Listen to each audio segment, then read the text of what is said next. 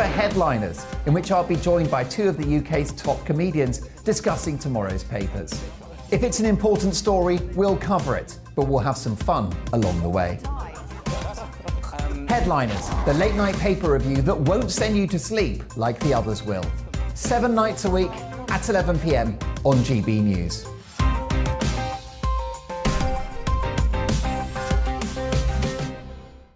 Monday to Thursday nights on GB News. At 6, it's Deebs & Co. 7 o'clock, Farage.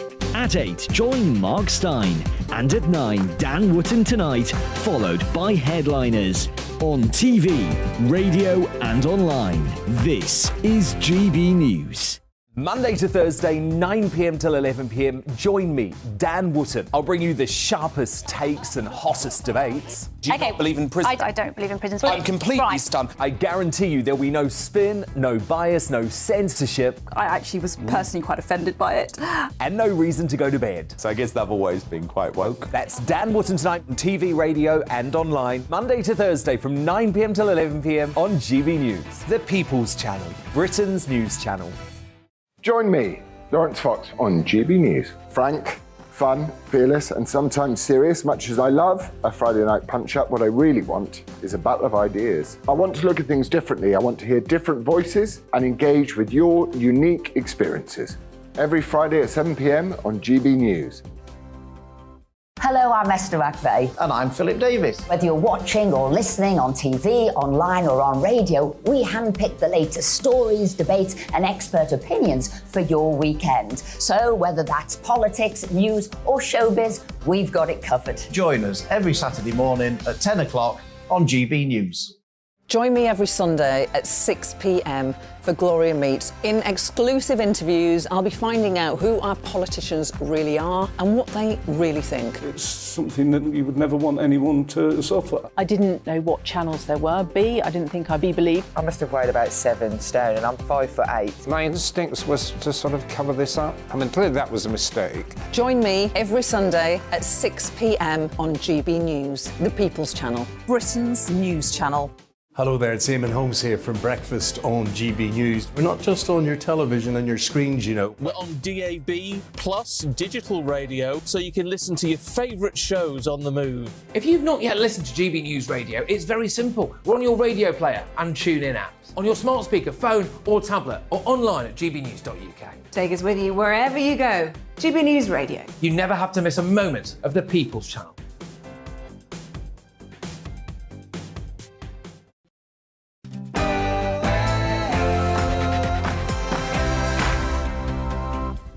No spin, no bias, no censorship. I'm Dan Wootton. Tonight, Britain is battling a general strike by stealth. Militant unions have ground the country to a halt and put lives at risk as their petty politics forces hard-working Brits into lockdown for a third painful year.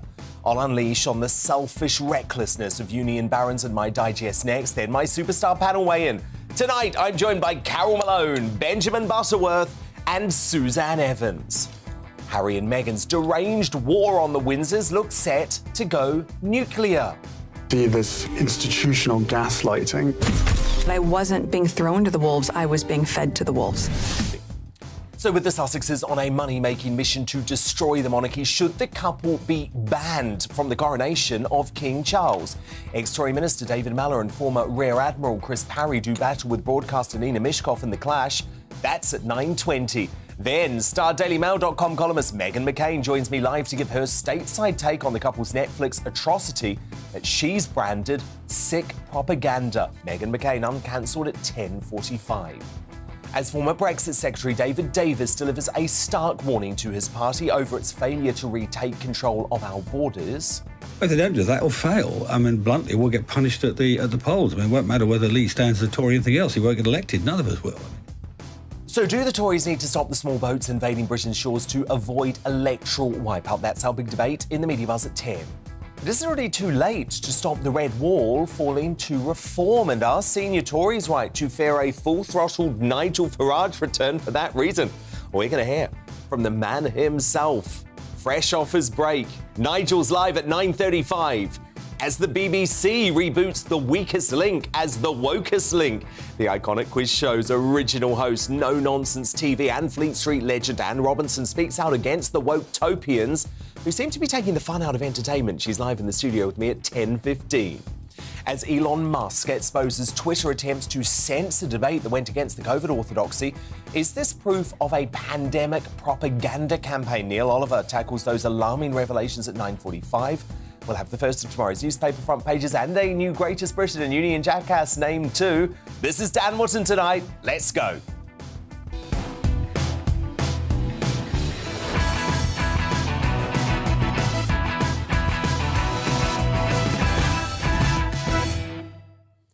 But you know how we do it here. My opinion in just a moment. But first on GB News, the headlines with the returning Polly Middlehurst.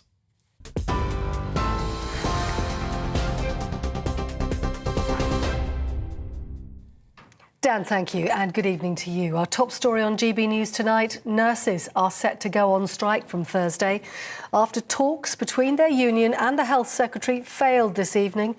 The Royal College of Nursing chief claims Steve Barclay refused to discuss pay with her. Mr Barclay says he has agreed to the recommendations of the independent pay review body, but said any further pay rise wasn't workable. Pat Cullen said she explained to ministers that nurses needed a serious offer to call off industrial action. And she said she's deeply disappointed that wasn't the case.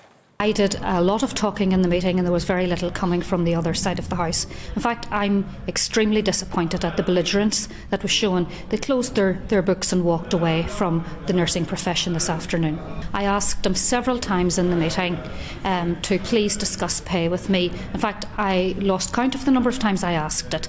And each time we returned to the same thing, that there was no extra money on the table and he would not be discussing pay with me. Meanwhile, further rail strikes by the RMT union will go ahead this week, causing further travel disruption right across the country. 63% of the union's members turned down a deal offered by Network Rail of a 5% pay rise this year and a 4% rise in 2023. MP Oliver Dowden says all strikes should be called off. I think it's only fair and reasonable that at a time when people are struggling both with the consequence of the situation in Russia, Ukraine, as we emerge from COVID and indeed this winter weather, I don't think most people think it's fair and reasonable to undertake these strikes. So my message to them would be, even now, please call them off. Police have tonight named 7 people still missing following an explosion at a block of flats in Jersey over the weekend. They are Peter Bowler, Raymond Brown, Romo and Louise Almeida, Derek and Sylvia Ellis and Billy Marsden. The Jersey Police Chief said their families agreed to their names being released, adding other missing islanders would be named at a later date. 5 people are confirmed to have died in the blast. People gathered for a minute's silence this morning in Jersey, and the government said flags are to be flown at half-mast on the island until the 23rd of December. Well, our other top story on GB News today, 3 little boys have died after falling through an icy lake in Solihull yesterday. Police say the children, who were 8, 10 and 11 years old, were in cardiac arrest when they were pulled from the icy water in Kingshurst. A 4th boy, aged 6, remains in a critical condition in hospital. Meanwhile, yellow warnings for ice and snow are still in place for eastern England and Northern Ireland as conditions continue to cause widespread travel disruption. Those warnings will remain in place until 10 o'clock tomorrow morning. Last night was the coldest night of the year so far, reaching below -15 degrees in Aberdeenshire. There are still significant delays across the rail network, with South Eastern trains advising passengers not to travel at all. You're up to date on TV, online and DAB Plus radio. You're with GB News, where now it's time for Dan Wootton Tonight.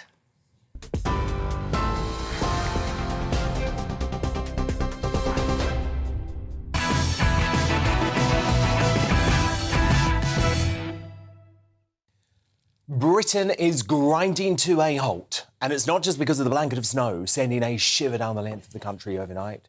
No, militant unions are playing politics with the festive season and intend to send hard-working Brits into a virtual Christmas for a third painful year. Yes, strikes are the new lockdowns, folks, with Transport Secretary Mark Harper conceding to the Daily Telegraph. This year, many families may have no choice but to alter their plans and have a virtual Christmas again.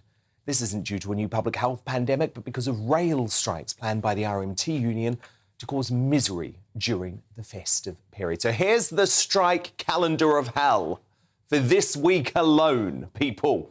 Tomorrow, the RMT train strike begins for 48 hours. Rural Payments Agency customer service strike. Driving examiners in North East England and Scotland strike. That's until Sunday.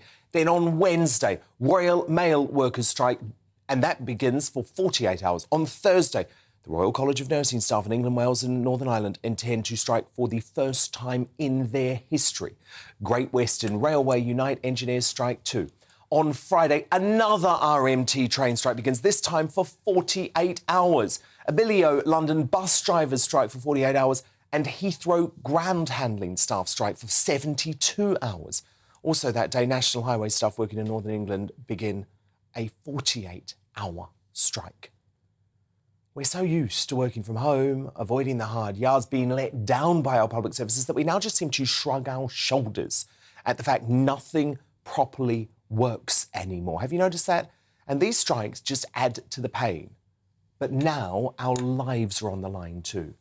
And I say enough is enough. People will die as a result of the decisions of these unions.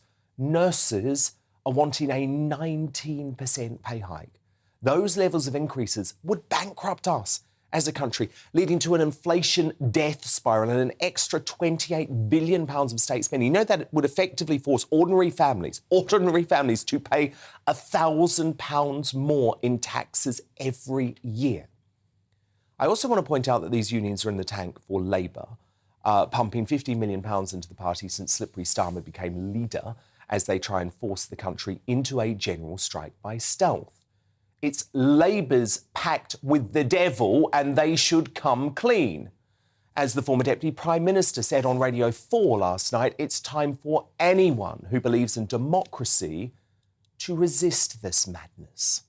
All know, anyone who's read history books, look at the 1970s, where when you gave huge pay awards because inflation was high, then what you did was make that inflation permanent, causing more misery and more distress for years to come. It took us about 10 years to squeeze inflation out of the system in the 70s and 80s. Let's not get back to that. And I fear, to continue my 1970s analogy, that maybe not the nurses, but certainly some of the other unions involved, the rail unions and the PCS, are looking at this as a set of political strikes. This is a quasi-general strike they're trying to organise, and that needs to be resisted by everyone who cares about democracy.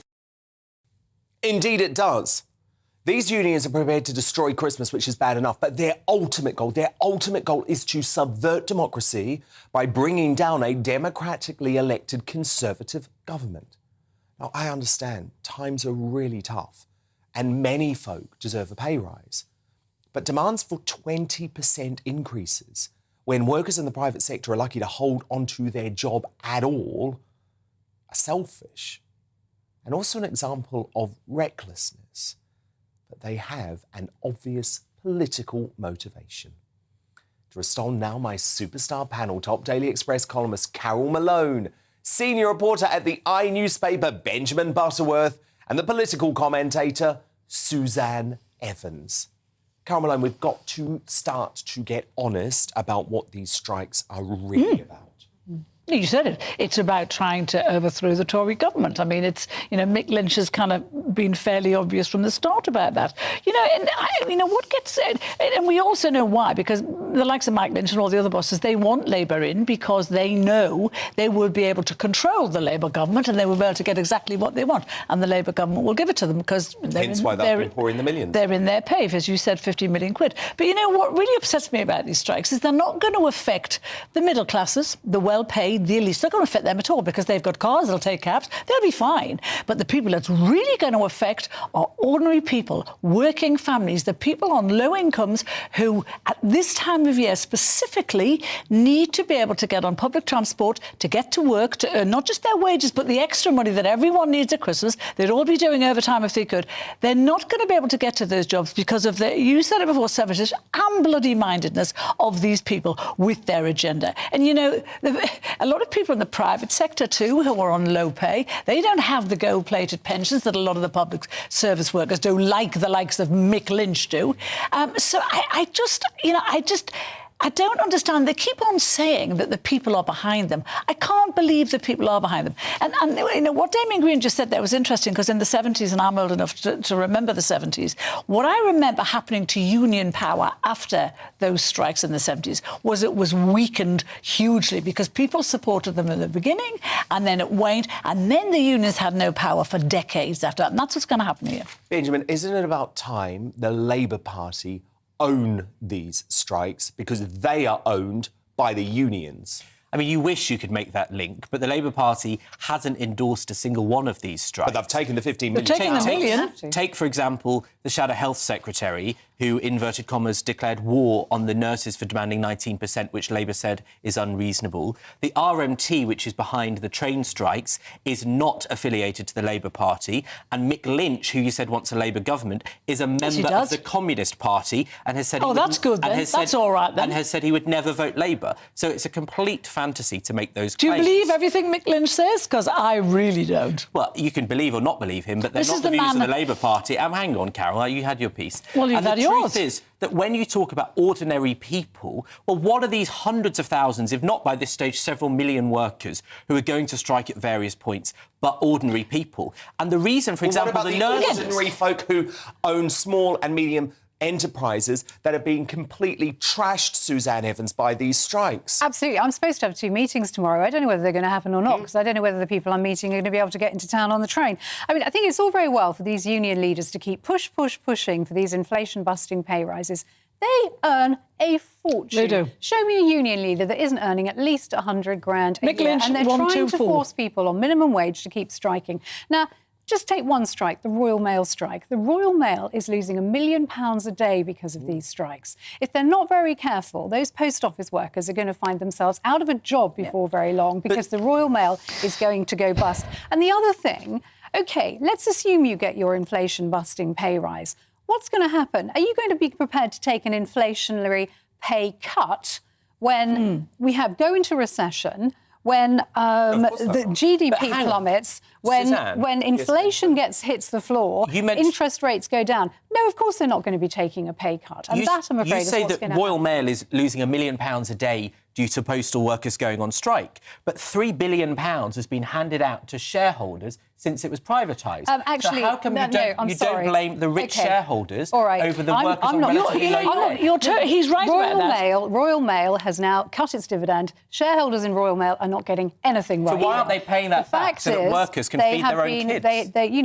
That's how a private company works. You need investment. You need those shareholders to invest money in order to keep a business going, to keep them happy. Now there is no money. Now they're losing money. That shareholding is gone. I'm sorry, that's a very shallow It is worth pointing out that the RMT have been offered a 9% pay rise with no compulsory redundancies. And they've said, no, thank you very much, which actually proves to me that Lynch isn't interested in getting his workers money. He's interested in trashing the government. He wants to bring the general strike by stealth, to try and bring the government down.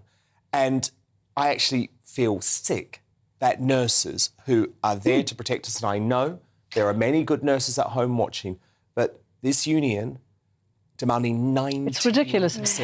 And putting lives at risk. But do you know where that figure comes from, Dan? That figure, 19%, is because if nurses' pay had risen in line with inflation each year since 2010, that's what they would be Tell owed. that to a supermarket worker. Tell that to your bartender behind your local pub, OK? Why Times should they are tough be paid? at the moment, and Why what should we they take have to why make should sure nurses take a is that pay we cut, don't Dan? end up into an Dan, answer the question. inflationary death spiral. Now, you can talk Why should about nurses take a previous pay It is a years, ridiculous but pay. It's 19%. ridiculous amendment. So you endorse If you a value 19... nurses... OK, so you endorse a 19% pay rise for nurses, do you? Well, it's clear that right now No, you do can't you? pay Answer that. the question. But what I'm telling OK, so you don't. Dan, So you don't want nurses to get a 19% pay rise either, so then they're going to go out on strike. What I'm telling you, Dan, is No, what you're that telling me is you they've don't had a want pay nurses... cut for 12 years in a row, what you've and you just play told the me- act of valuing them, but you don't pay them. No, what you've just told me is that you don't want nurses to receive a 19% pay increase. I think if they got the current inflation level, that would be what we can do. I'm explaining to you where this figure comes from. You know what would be can't very pretend to sensible? support nurses when you don't think they should even be paid inflationary levels. What would be sensible if... Neither do you. You've just said as much. Sorry, Carol, final word. What would be sensible is if people who work in the emergency services, nurses, ambulance, all of those people were given a pay rise every year, a set pay rise, whether it be 4 or 5%. That's what we should be doing, and then and take away the right from them to strike.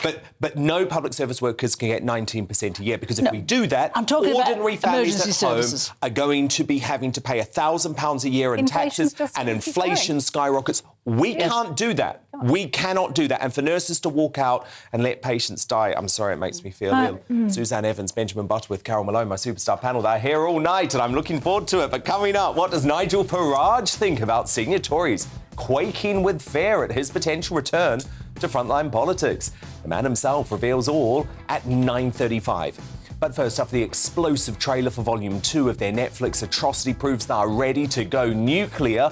Should Harry and Meghan be banned from the coronation of King Charles? Ex-Tory Minister David Malloy and former Rear Admiral Chris Parry, two of the public figures urging the Sussexes to stay away, are going to duke it out with one of their biggest defenders, Nina Mishkov, next. But what do you think? Dan at GBNews.uk, vote and I'll poll the results and the clash straight after the break.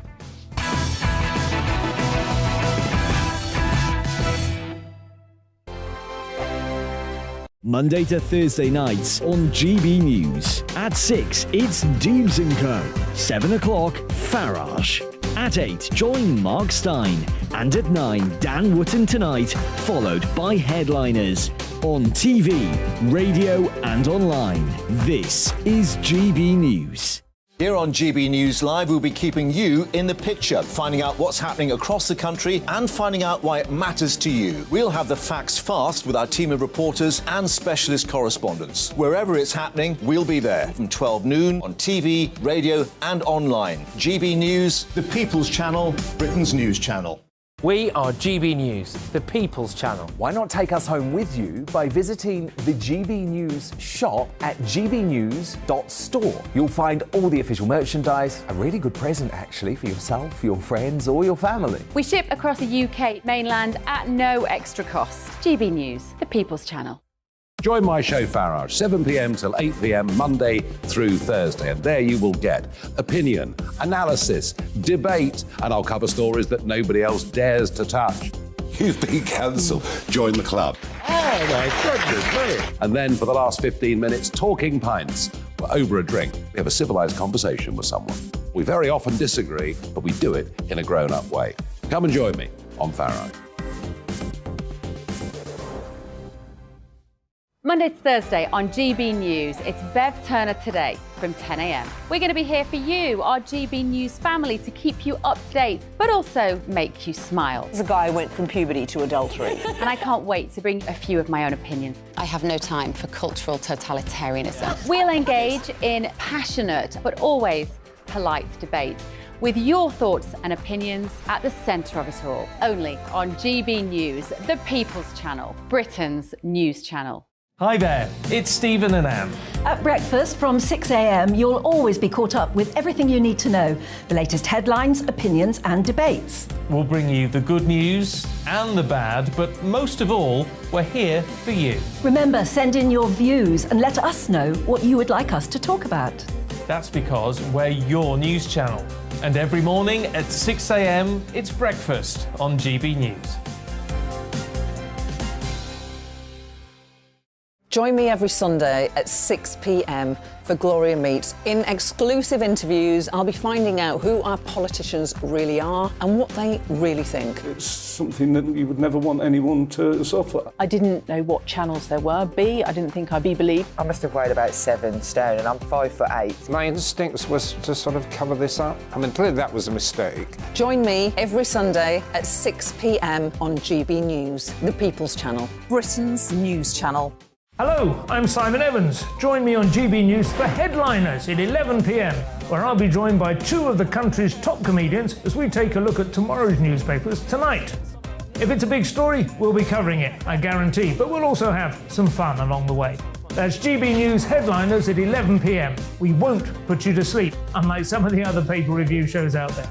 So join us, 11 p.m, 7 nights a week.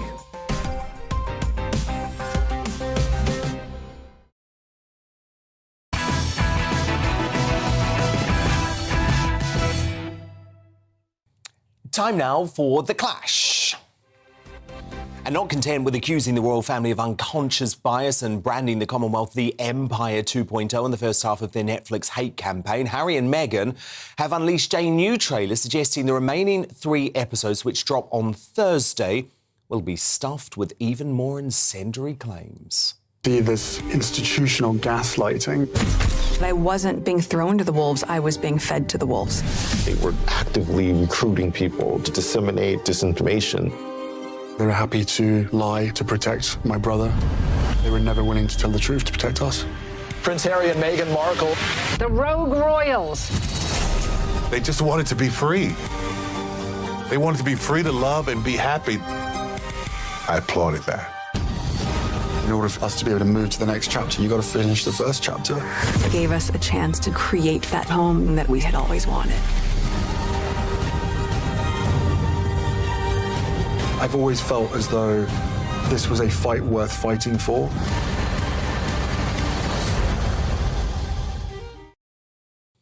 It's hard to see, isn't it, how the Sussexes can return to the royal fold after such ridiculous claims, which is why, in a stunning intervention, a coalition of political grandees, senior military figures and respected historians have gone on the record demanding they stay away from next year's coronation of King Charles. But what do you think? Should Harry and Meghan be banned from the coronation? Send me your thoughts down at gbnews.uk. Vote in our poll at GB News. And I'm delighted now to be joined by 2 of the esteemed public figures leading the call to ban the Sussexes, former Tory Cabinet Minister David Mallow and retired Rear Admiral Dr Chris Parry. They're going head-to-head with the journalist and author, one of the big defenders of the Sussexes, Nina Mishkov.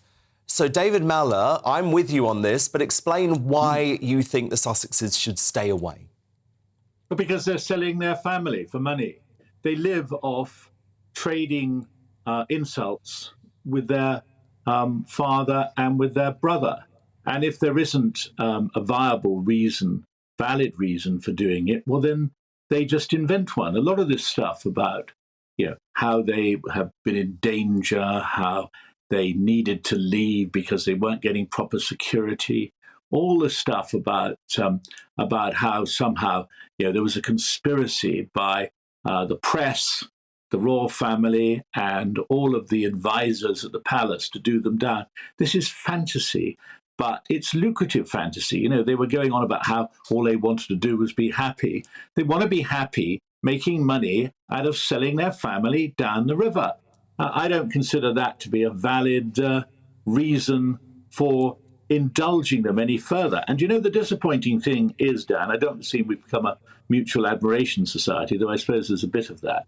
I read your piece today, and what you were saying was that Prince Charles has got to really repudiate them. The danger for Prince Charles is that, having had the longest apprenticeship in history, he's now ready to become king. He can become a good king because he's got a lot of opinions that, provided he doesn't talk about what he thinks too loudly and in too political terms, he can be an excellent king. The question is, though, is he going to allow Harry and Meghan to ruin his reign? And the evidence seems to be he doesn't want to slap them down. Well, my view is he better had. Well, I totally agree, and that's what I'm being told. He doesn't want to be aggressive in this battle with Harry and Meghan, and I think while that might be sweet, it's naive, and it could be fatally naive for the monarchy, and that's why this is so important. Dr. Chris Parry, let me bring you in here. You agree with David Mallow on this. You've signed the letter too. You don't think Harry and Meghan should be at the coronation. Why? Well, I haven't signed any letter, but I do have a view on this. Excuse me. I just think that they will treat it as just another red carpet event. And it's a continuing sort of confusion in their mind between what is royalty and what is celebrity. At the end of the day, we've got a new king being crowned here, and we don't want the distractions of the embarrassing relatives at the event, upstaging the king and basically going through all the old rehearsed arguments that David Miller just spoke about. And of course, we can't be assured they won't be recording every conversation and every bit of ceremony as well. I'm afraid they've sold their soul to the media devil, and I'm afraid they have to dance with that devil as well. Nina Mishkov, fascinating there from Dr. Parry. Just another red carpet event for Harry and Meghan. I'm sorry, this is history, Nina. We don't want their distraction. There won't be a distraction unless the public make it so. No, it's ridiculous. When they came for the Platinum Jubilee, they were very, very low key. They were actually cheered as they entered the church. There was nothing. They were not booed. When they came, they were not booed. Outside of St Paul's Cathedral, they were not booed. They were not booed. They were cheered. And when they attended the Queen's funeral and anything to do with that whole week of mourning, they were very low-key. There was no distraction. Now, the thing is, you say, David Miller, that they are selling their family for money, that there's absolutely no truth in what they're saying. Now, the first 3 episodes have come out from their Netflix series, and everybody's saying, well, there's nothing in it. And the things that people have picked up on are one point, which was that the royal family mostly marry, or have in the past married for duty rather than love. Everybody said, this is outrageous, this is outrageous. This is absolutely true. Charles married. No. I listened to you. I listened to you. So you could listen to me. I'm sorry. I didn't particularly like listening to you, and you may not like listening to me, but I'm going to have my say. Okay, then make your final point, and then let David respond. It's the issue. Not your irrelevant take on the issue. David Miller, what makes your take more relevant than mine? You give me. That's very rude of you. Why is my take irrelevant? Answer me that. In arguing I'm saying, with you. because you can't say that. That's very. The public wants to know. David a question, so let David respond. Nina, let David respond. Nina, let David respond. Out of this film, and they're only being paid for it because they're going to say something nasty. They were going to say, what a wonderful man my dad is, and my brother is a slave to duty. Then people wouldn't be interested. They're poisonous. They have every right to tell their own story. They have every right. They were pushed out by the royal family because they became more popular than Kate and Wills. And that can't be. What? Where's the evidence for that? Well, they were. Because in the popularity ratings, it used to be the Queen followed by Harry. And then when Meghan arrived, it was the Queen and Harry and Meghan. Every poll said that. Now, the monarchy needs to keep the whole show on the road. So Kate and Wills have got to be kept front and centre. Now, that sounds wasn't like a conspiracy happening. theory to me, Nina. No, that's not. That sounds like a conspiracy theory right. It is not a conspiracy theory. It is sheer logic. So where's your evidence that Buckingham Palace launched a campaign to force out Harry and Meghan? I don't think it was Buckingham Palace. I think it was Kensington Palace. And I think when we watch the next 3 episodes, that might well come out. But forgive me, Dan, but I don't give a flying whatever which palace can be part of this conspiracy. What bothers me is this. The king is going to be crowned. Mm-hmm. He is a man of real principle. What he gets wrong, though, and I suppose it's guilt real principle. What about the cash for honours? What he gets wrong is the family. Cash for honours? Nina, let David make his point. what we absolutely have got to do is to try to ensure that he has a decent opportunity to be a good king, as long as this ghastly distraction of Harry and Meghan continues. What I find extraordinary, they don't like the courtiers, they don't like the press, they don't like their relatives. Why don't just go to California and stay there? And why do they have to constantly think we are interested in their whines and their moans? Because we're not. This hysterical vilification of this couple has been extraordinary to watch over the last few years. It's absolutely ridiculous. The thing is, Charles is going to be crowned on May the 8th next year. He can ask whoever he wants. Harry is his son. Now, well, if he wants Harry Chris there... Parry to respond to that. What about that point, Dr. Parry, the fact that actually, even if folk like you and I think Harry could be a distraction, he is the son of the king. Is it not important that he's there for that reason alone? Well, I've been to lots of events, mainly marriages, where the sons and daughters of previous marriages don't go for various reasons. I have to say, Meghan has set a precedent for that. What I find rather ridiculous about this conversation is that on one hand, you've got people I know in the royal family whose integrity I believe in. On the other, you have people who've proven themselves to be liars. It's as simple as that. They're not liars. 17 lies after the Oprah interview. And by the way, Nina, I just wanted to play you because you said that the couple were never booed. Harry and Meghan were never booed when they were here for the Platinum Jubilee. Have a watch of this.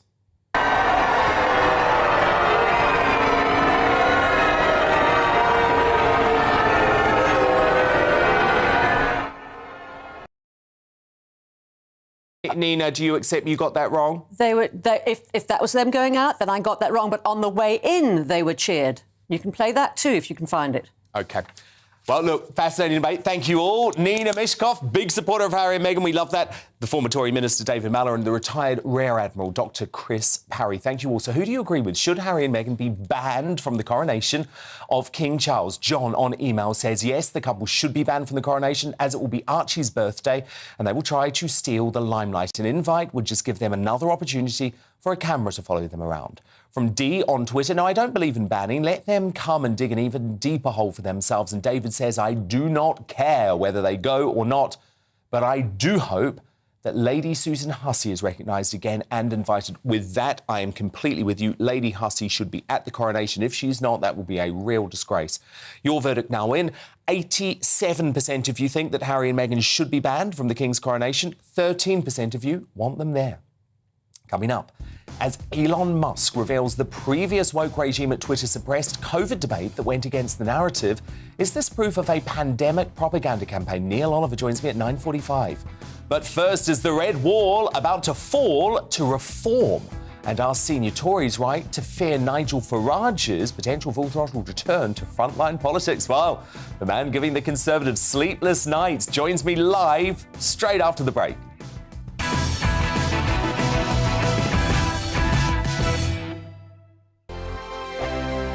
We are GB News, and we'd like to say thank you to each and every one of you for bringing us your conversations, for helping our great nation find its voice. We are here for you on radio, television, and online, across England, Scotland, Wales, and Northern Ireland. It's not the BBC, you actually get your facts right. We are proud to be GB News, the People's Channel, Britain's news channel.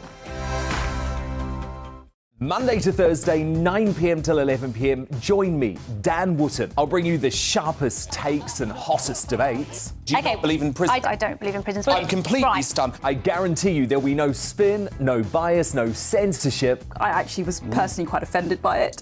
And no reason to go to bed. So I guess they've always been quite woke. That's Dan Wootton tonight on TV, radio and online. Monday to Thursday from 9 p.m. till 11 p.m. on GB News. The People's Channel, Britain's news channel. My name's Tom Harwood and join me 9:30 a.m. every weekday for The Briefing, your one-stop shop for everything you need to know about what's going on in politics today. I wonder if this is a deal that might need to be like the biscuits in this factory, twice baked. Is there not an opportunity here to win out against the extremes? Tom Harwood, GB News. What are you going to do about it? things should have been done differently, and they certainly are being done differently. Don't miss it. The Briefing with me, Tom Harwood, 9:30 Monday to Friday on GB News. Every morning from 6 o'clock, we'll wake you up with GB News Breakfast with all the stories you didn't know from the night before. So whether it's serious news, entertainment, or your own views from all over our great nation, we're here to kick off your day with a smile. And the national media should be reflecting and reporting what's happening here. You will notice the northwestern accents. Whether you're with us on TV, radio, or online, every morning, it's breakfast from 6 a.m. Hope you can join us. We are GB News, right across the nation. You can get us on television, on radio, on digital. We're absolutely everywhere. Amazing. You see, amazing. You remind me of me in the European Parliament. But here's the most important bit. We are not part of the mainstream establishment. We think and speak just like you do. We are the People's Channel. Magnificent. That's really, really thoughtful. Come and join us on GB News, the People's News Channel. Join me, Nana Akue, Saturday and Sunday afternoons on GB News. Expect fiery debate and passionate discussion as me and my panel tackle some of the biggest topics hitting the headlines. It's a place for everyone's opinion. No one gets cancelled, but no one gets an easy ride. Oh, she's on it today! Be ready for conversations that are fierce, frank, and of course, fun. Every Saturday and Sunday afternoon from 4 p.m. on GB News, the People's Channel.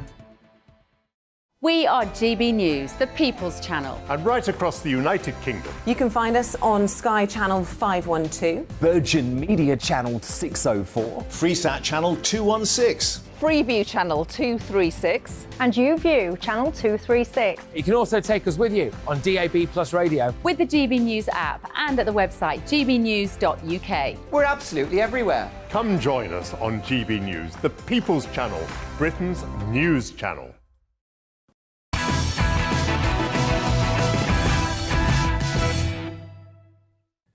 Time now for What the Farage in a bombshell few days of political polling. Reform UK now boast almost half the Conservatives' vote share. That's according to People polling. Meanwhile, another YouGov survey found some 17% of 2019 Tory backers are planning to support their surging rivals instead. Now, the party led by Richard Tice and with GP News star Nigel Farage as honorary president have 9% of the vote, while the Tories have slipped 1% to 20%. Senior Conservative MPs now fear a full-scale Farage return to politics at the next general election that could see the party completely obliterated in the Red Wall. That was according to a fascinating piece in the Times newspaper today. So, Nigel Farage, firstly, great to have you back. We missed you last week, especially with so much going on.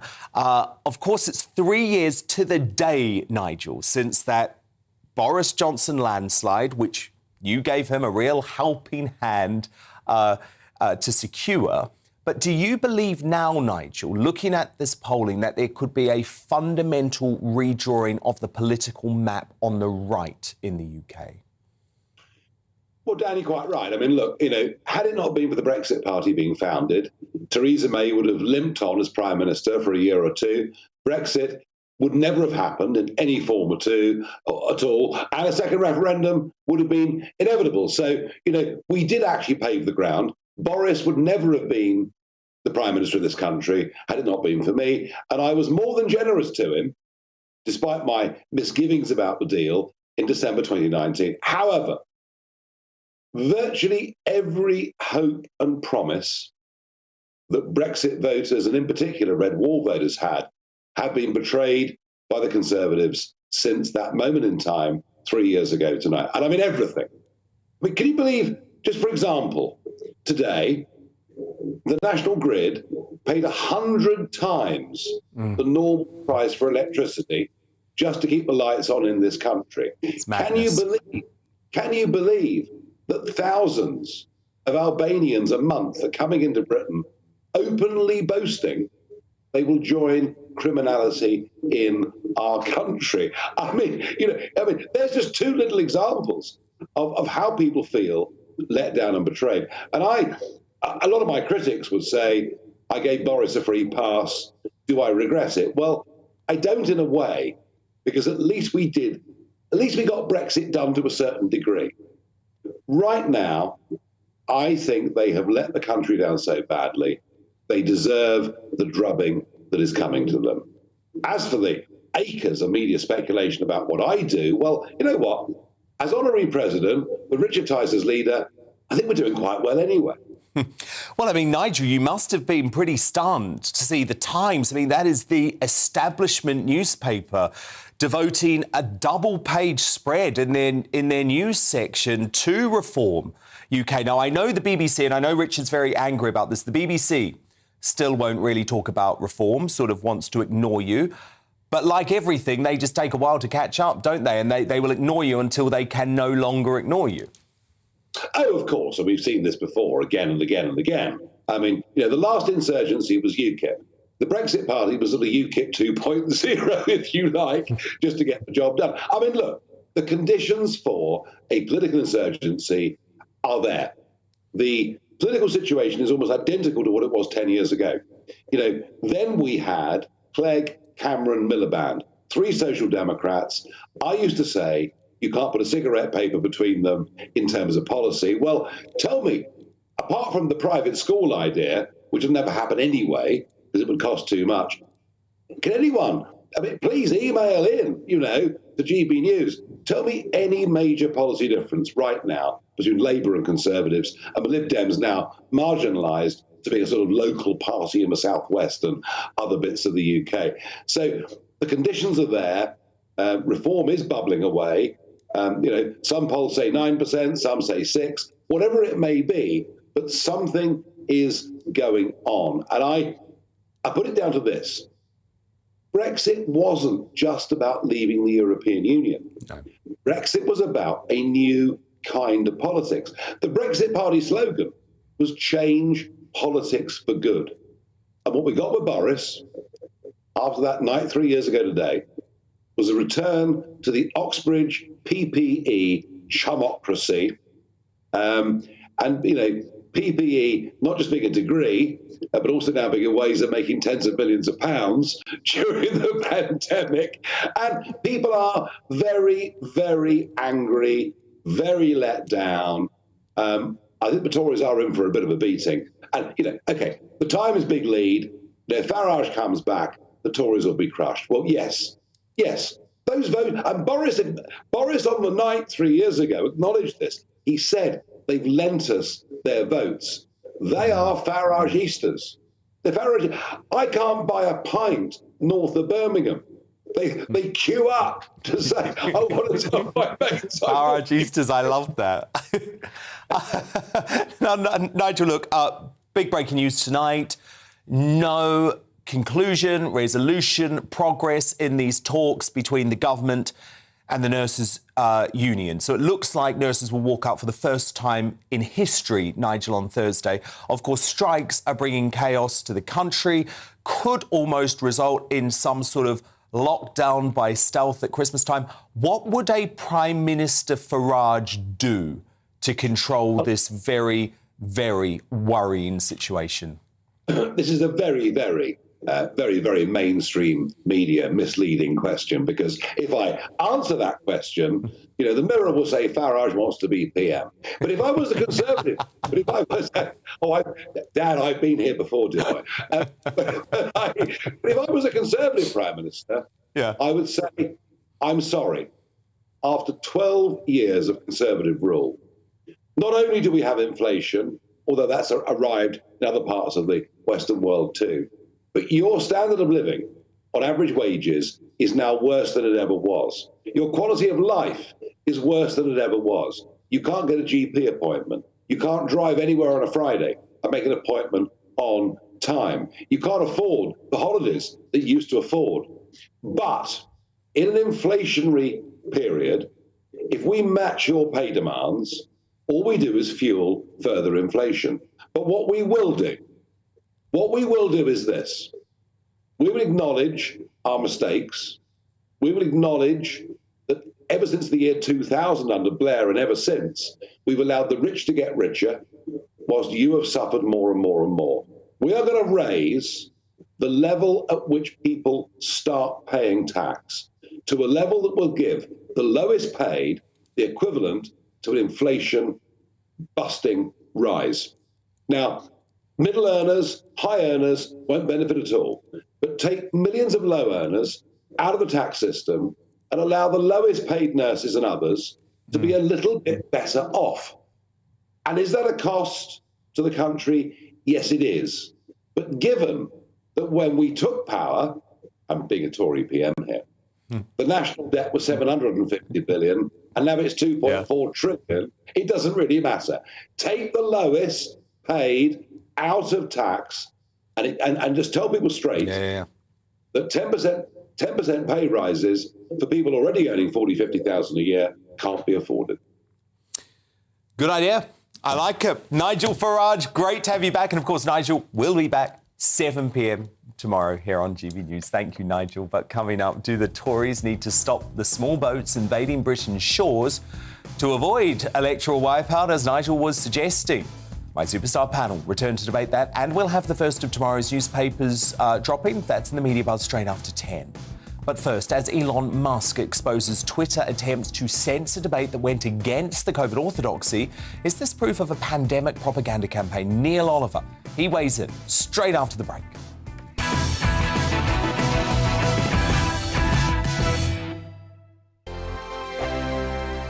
Monday to Thursday nights on GB News. At 6, it's Dubes & Co. 7 o'clock, Farage. At 8, join Mark Stein. And at 9, Dan Wootton Tonight, followed by headliners. On TV, radio and online. This is GB News.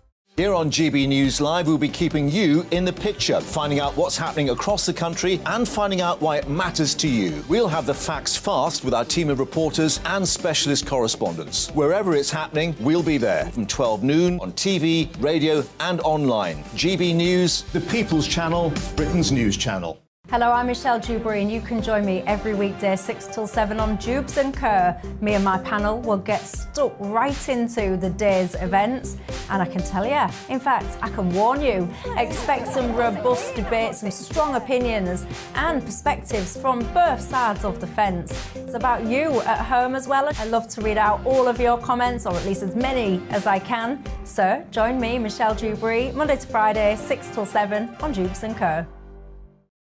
We are GB News, the People's Channel. Why not take us home with you by visiting the GB News shop at gbnews.store. You'll find all the official merchandise, a really good present actually for yourself, your friends or your family. We ship across the UK mainland at no extra cost. GB News, the People's Channel.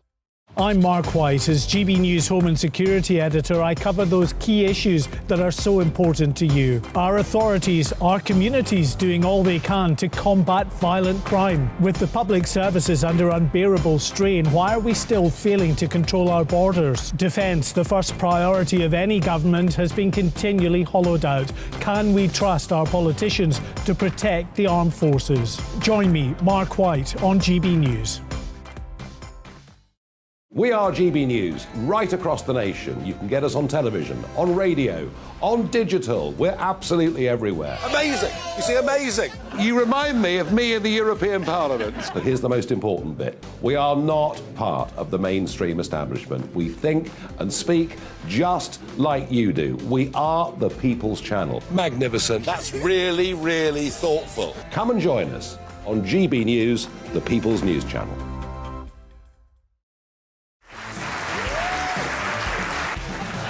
My name is Andrew Doyle. Join me every Sunday evening at 7 p.m. for Free Speech Nation.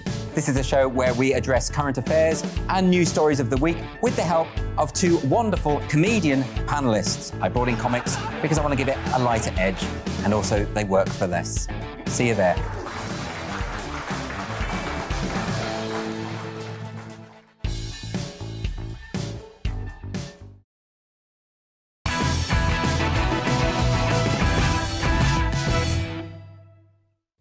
Neil Oliver is tonight's outsider. Now, Elon Musk is on a one-man mission to rid Twitter of its anti-free speech agenda, and a staggering revelation has shown that his takeover couldn't come quick enough. Tweeting yesterday, the great Stanford medical professor Jay Bhattacharya said he was invited by Musk to visit Twitter HQ to find out why he had been blacklisted by the previous regime. As a co-author of the Great Barrington Declaration, Bhattacharya bravely spoke out during the COVID pandemic, including multiple appearances on this show, about how the harms of government lockdowns were outweighing the benefits. Rather than supporting the zero-COVID Chinese model, now proven to be an abject failure, he instead wanted more focused protection in which the vulnerable would be shielded while the rest of society lived normally. And astonishingly, he now knows it was that medical standpoint that saw him blacklisted by the Twitter tyrants and potentially refused verification. So, Neil Oliver, finally, we have evidence of what we suspected for some time. The establishment were suppressing voices who refused to gobble up the mainstream view on COVID. Yes, Dan, good to see you again. I've been watching the drop of the so-called Twitter files that have been coming out over the last several days, many days. And all of the revelations are shocking and enlightening in equal measure in their own way about all sorts of things. There's been all sorts of revelations about yes, you're right about the way in which the COVID adventure was portrayed, the Hunter Biden laptop, the exclusion of various people, innumerable accounts from Twitter, and all the rest of it. It's been an endless flow of revelation, and all of it's shocking in its own way. But what I think shocks me the most is that beyond what's been released is that not enough people seem to care. It's not just this drop of the Twitter files. It's been happening, before Elon Musk got hold of Twitter. The information's been coming out in dribs and drabs, and then increasingly in a torrent about the way in which we have been misinformed, lied to, nudged, propagandized, and all of the rest of it, which was what the likes of you and I and many others were saying all along. Now the information is out there. It's plain for all to see that we were being played and we were being given, we're being led up the garden path, but not enough people seem to care.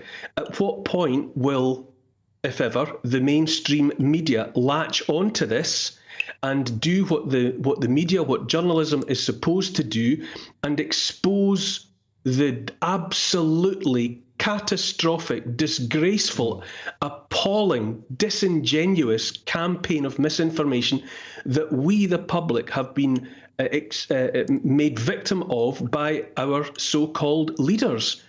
Nothing seems to happen. The information is out there, and what beggars belief for me is that although the information is out there, the dirty linen has been aired, is being aired, and yet those who drove this all along, our so-called leaders, they clearly consider themselves to be above the consequences of having been rumbled.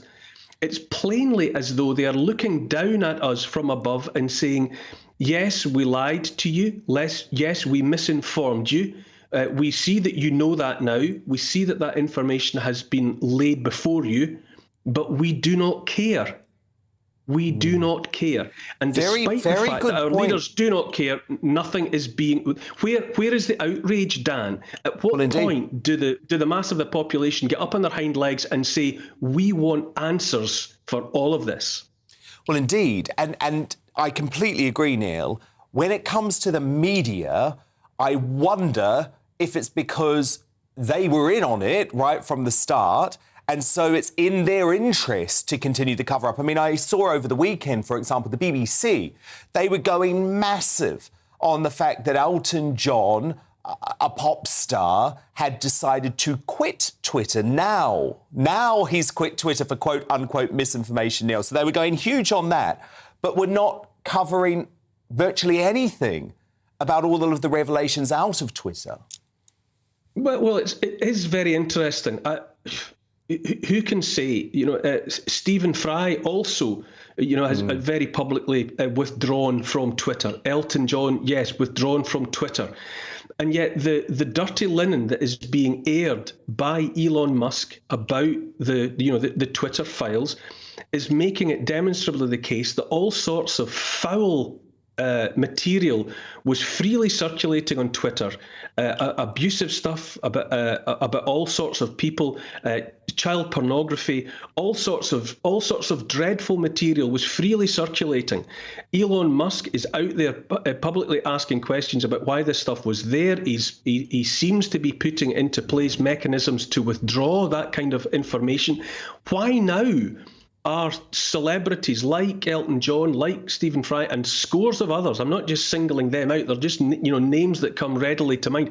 Why are they withdrawing from Twitter now when someone is standing up and saying there's a lot of really, really unpleasant stuff in the files of Twitter? This is Elon Musk, I am trying to expose all of this. Why are they withdrawing from it now? And yes, you're absolutely right, Dan. The mainstream media were the cheerleaders for the misinformation. This is the disgrace. What the powers that be do, we know from long experience, long before COVID, that the powers that be do what they do to get into power and to stay in power. The mainstream media are supposed to be our guardians. They are supposed. The journalists are supposed to ask the questions and make the demands of the people in power. But they absolutely reversed that situation. They turned it upside down and they became the cheerleaders for the misinformation, for the lies, and for all of the rest of it. And unless and until we, the people, find different means by which to ask the questions and declare that we are disgusted, appalled, and we require a better response about what has been going on for the last couple of years, if we don't do it now, then I ask the question, when? Very good question, and you're right. They were the megaphone for the establishment, and shame on them. Neil Oliver, thank you so much. We'll speak next week, and of course, Neil back 6 o'clock Saturday night on GBNews. Thanks, Dan. But coming up, as the BBC reboots The Weakest Link as The Wokest Link, the iconic quiz show's original host, TV and Fleet Street legend Anne Robinson hits back at attempts to censor entertainment. She's live in the studio at 10:15. But first, as MP David Davis delivers a dire warning to his Conservative colleagues, do the Tories need to stop the votes to have any chance of avoiding electoral oblivion? My superstar panel return to debate in the Media Buzz straight after the break.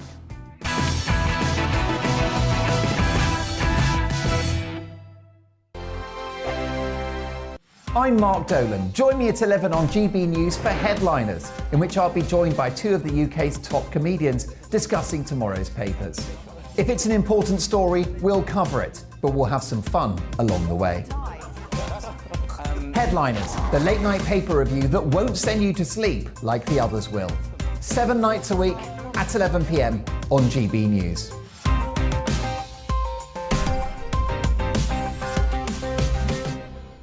Hello, I'm Michelle Dewberry, and you can join me every weekday 6 till 7 on Jubes and Kerr. Me and my panel will get stuck right into the day's events, and I can tell you, in fact, I can warn you, expect some robust debates, some strong opinions and perspectives from both sides of the fence. It's about you at home as well. I love to read out all of your comments, or at least as many as I can. So join me, Michelle Dewberry, Monday to Friday, 6 till 7 on Jubes and Kerr. I'm Mark White. As GB News Home and Security Editor, I cover those key issues that are so important to you. Our authorities, our communities doing all they can to combat violent crime. With the public services under unbearable strain, why are we still failing to control our borders? Defence, the first priority of any government, has been continually hollowed out. Can we trust our politicians to protect the armed forces? Join me, Mark White, on GB News. We are GB News, the People's Channel. And right across the United Kingdom. You can find us on Sky Channel 512. Virgin Media Channel 604. Freesat Channel 216. Freeview Channel 236. And YouView Channel 236. You can also take us with you on DAB Plus Radio. With the GB News app and at the website gbnews.uk. We're absolutely everywhere. Come join us on GB News, the People's Channel, Britain's news channel.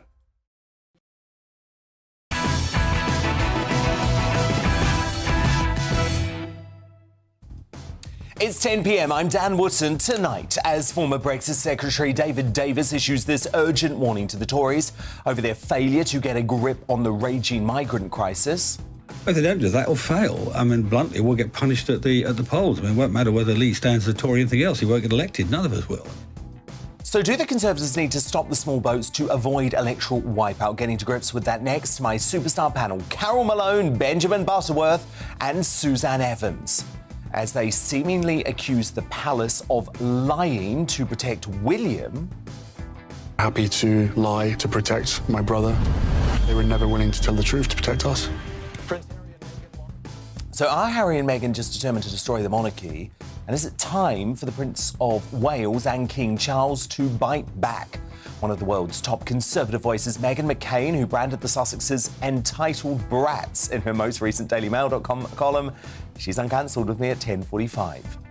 As the BBC reboots The Weakest Link as The Wokest Link, the iconic quiz show's original host and one of the most formidable women on the box, Anne Robinson, hits back at attempts to water down our tally. She joins me live in the studio at 10:15. And is the BBC guilty of racism for making a jibe at, quote, ugly white babies in one of its prestige dramas? We'll debate that claim and bring you tomorrow's newspaper front pages in the Media Buzz at 10:30. New Greatest Britain Uni and Jackass on the way too. But first, the news headlines with Polly Middlehurst.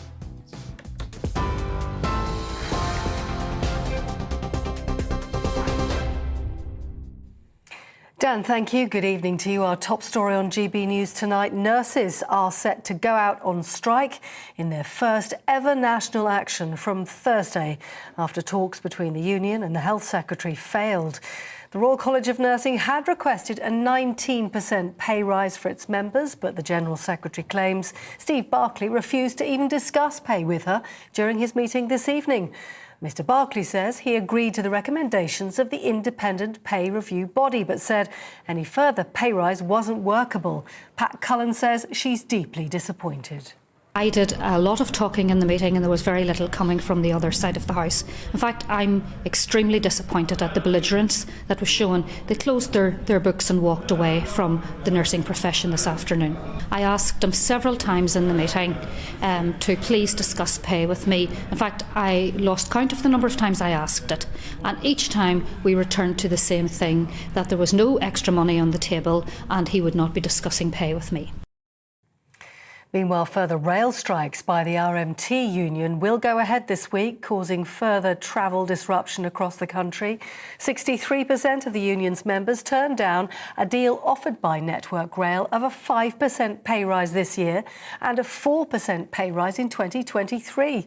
MP Oliver Dowden says all strikes should be called off. I think it's only fair and reasonable that at a time when people are struggling both with the consequence of the situation in Russia, Ukraine, as we emerge from COVID, and indeed this winter weather, I don't think most people think it's fair and reasonable to undertake these strikes. So my message to them would be, even now, please call them off. In the Channel Islands, police have named 7 people still missing, believed to have died, following an explosion at a block of flats in Jersey over the weekend. They are Peter Bowler, Raymond Brown, Romo and Louise Almeida, Derek and Sylvia Ellis and Billy Marsden. 5 are confirmed to have died in the blast. People gathered for a minute's silence this morning in Jersey, and the government said flags are to be flown island-wide at half-mast until the 23rd of December. Now, also in the news today, 3 young boys have died after falling through an icy lake in Solihull yesterday. Police say the children, who were 8, 10 and 11 years old, were in cardiac arrest when they were pulled from the icy water in Kingshurst. A 4th little boy died. A 4th little boy, aged 6, remains in a critical condition in hospital. Meanwhile, yellow warnings for ice and snow are still in place for East England and Northern Ireland as conditions continue to cause widespread travel disruption. Those warnings will remain in place until 10 o'clock tomorrow morning. Last night was the coldest night of the year so far, reaching below -15 degrees in Aberdeenshire. There are still significant delays across the rail networks, with South Eastern trains advising passengers not to travel at all. You're up to date on TV, online and DAB Plus radio. You're with GB News. More now from Dan Wootton tonight.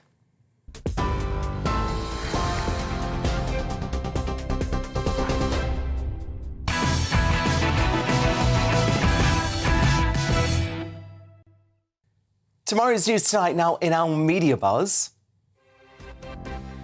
Let's go straight to the front page as the Metro is leading on that tragic incident that Polly just spoke about, where 3 boys died after plunging into a frozen lake.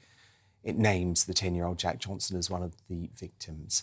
On the eye, the NHS will block book taxis for people with urgent but uncomplicated problems and those without life-threatening conditions during the paramedic strike on the 21st and 28th of December. The Army will drive ambulances but won't be able to respond to blue light emergencies. The Times leads on how last-minute talks to halt the nurses' strike have broken down, with thousands of patients now facing cancellations. The Daily Mail leads with flight chaos and news of drivers stranded for over 8 hours in freezing conditions due to heavy snowfall as frozen Britain grinds to a halt. And the Daily Star announces Operation Brass Monkeys as Brits are urged to cut energy consumption amid the cold spell. It comes as a 400-mile-wide blizzard is set to hit the UK this week. Goody! My superstar panel back with me now. Daily Express columnist Karen Malone, senior reporter at the i-newspaper Benjamin Butterworth, and the political commentator Suzanne Evans. Now, Westminster's toughest talking MP and friend of the show, Lee Anderson, has threatened to quit the Tory party if illegal immigration isn't sorted out and quickly. Writing in the Mail on Sunday, Lee said, if this isn't solved within the first 3 months of 2023, we will struggle to retain the Red Wall and my conscience will be severely tested because I want to stand as a Conservative candidate representing a party that will put the interests of my constituents before the thousands of illegal immigrants arriving here every month. And responding to Lee's comments yesterday, former Brexit Secretary David Davis admitted that British people are being taken for a ride by the government. If they don't do that, it'll fail. I mean, bluntly, we'll get punished at the polls. I mean, it won't matter whether Lee stands as a Tory or anything else. He won't get elected. None of us will. But at the same time, they don't like being taken for a ride. And they feel with this new trade in people, they've been taken for a ride. And if the government doesn't fix it, the government won't last. So, Suzanne Evans, you're, of course, the former deputy chair of UKIP. Immigration is an issue that you're deeply passionate about. You think the Tories have lost control? Of course they have. They've absolutely lost control. We've had nearly 50,000 people coming across in these small boats across the Channel. We have no borders. This country is an open state. It's absolutely insane. And we've had, 100 have been prosecuted and sent back? Just 100? It's pathetic. 49,000 people plus have been prosecuted for not having a TV licence. You know, when the government wants to do something, it can. But it can't stop these mostly men, let's be honest. And when I was growing up, young men, refugee columns, real genuine refugees, it was women and children. This is a completely different demographic. Because these are economic migrants. Yeah, because they're economic migrants coming in as well. And as far as the next election is concerned, I mean, the way I see it, the Conservatives have probably blown it, to be honest. I don't think they've got a cat in hell's chance of winning the election anyway. The one thing that might just save them from electoral oblivion is if they get a grip on this crisis. I think it's the one thing that could potentially save them. If they sort this problem out, I think people will flock back to voting them in their droves. Immigration's always been at least one of the top 3 issues for the country. But Benjamin Butterworth, you actually don't think that this is a crucial issue for voters. Why? I mean, it is for some voters, but not most, and that's what the polling shows. You know, it actually isn't anything like as high as the environment or, as you'd expect, the economy, and that's quite consistent. Now, the problem is that this is a consequence of Brexit. Because when we were a member of the EU, if people came into an EU country, they would have to deal with these people. Whereas now, these people say, I want to go to the UK, and they're waved through until they arrive on the Channel. Not if they're Albanian refugees. That's why numbers are dramatically up. And the truth is that if the government was serious about dealing with people coming over on the boats, rather than years, whether it's Priti Patel or Suella Braverman, years of spin, then they would create a legal route and a processing centre in France to stop these people dying and to stop people illegally entering the country. But they're not serious about it. They just want to posture to the Daily Telegraph. But, Carol, that situation, which is the left's solution, would actually mean hundreds. He's talking nonsense. I mean, Keir Starmer made it perfectly clear last week that he would fast-track not only Albanians, but anyone who came from a safe country. He'd fast-track them all through. Where did he say that?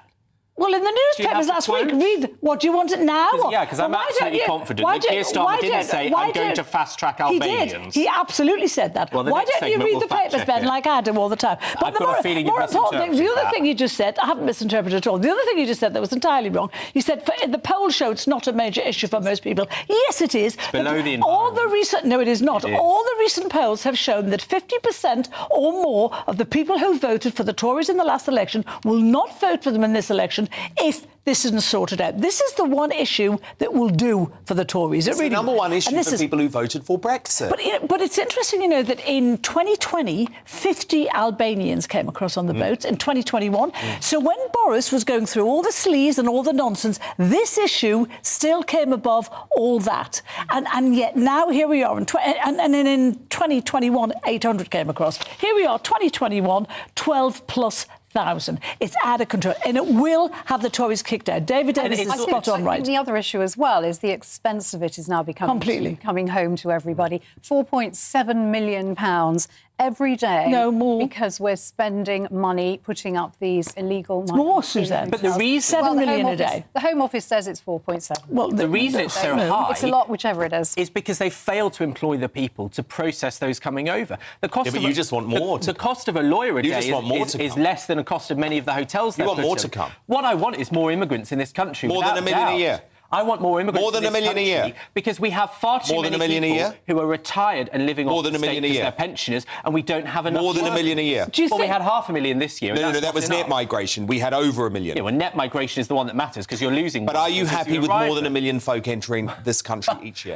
I mean, the truth is that we have something like 2 million vacancies in this country. Okay. So we need the numbers. Because otherwise you can't keep the country running. Proof of the left-wing open border policy, and that's what you'll get. That's what you'll get if you vote for Labour. No, Dan, the open borders is what you have if you vote for Starmer. Well, we've not had a Labour government for 12 years and we've got open borders, so why don't you hold Suella Braverman to account? But it is also... So do you think Suella Braverman is failing as Home Secretary? I think Suella Braverman wants to do the right thing. I think she's a brilliant woman. I think her hands are currently being tied by Rishi Sunak, and I absolutely believe he is failing the country on the issue of both legal and illegal immigration. I say it on this show day after day. Can we just point out as well, where the hell is Rishi Sunak? We've been talking for weeks about what needs to be done, and the only thing that has been done, re this migration, is an extra 9 million quid to Macron. Let's throw some money at his globalist mate Macron, who's wanted to screw us over. He's been talking about various things, but we're not seeing him, and he's not facing this problem. And that's what the British people are going to say. He's running from it. Yeah, they say something is planned in early January. Let's see. But look, let's wait and see. Another incendiary trailer has been released to promote Part 2 of Meghan and Harry's Netflix Moan Fest, and one moment in particular has been spoken about online today. So this is the couple reminiscing on their wedding day. Puke. But we're shown lots of their Hollywood lovey pals, including Elton John partying the night away. But one royal face, notably absent, the groom's best man, Prince William. Watch. I just really wanted the music to be fun. Even our first dance, Song of a Thousand Dances, a thousand. I always get it wrong. 1, 2, 3.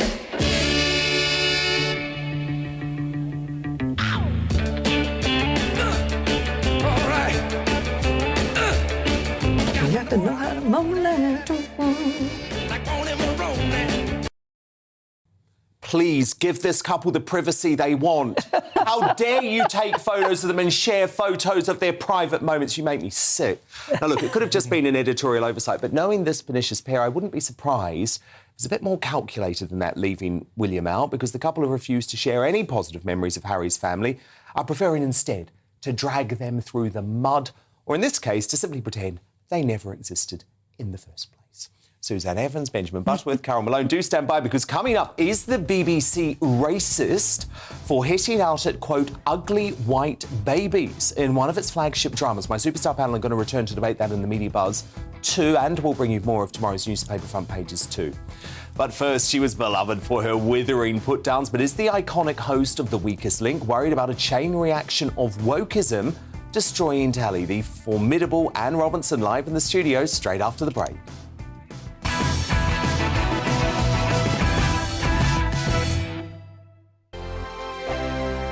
Monday to Thursday nights on GB News. At 6, it's Dubes & Co. 7 o'clock, Farage. At 8, join Mark Stein. And at 9, Dan Wootton Tonight, followed by Headliners. On TV, radio and online.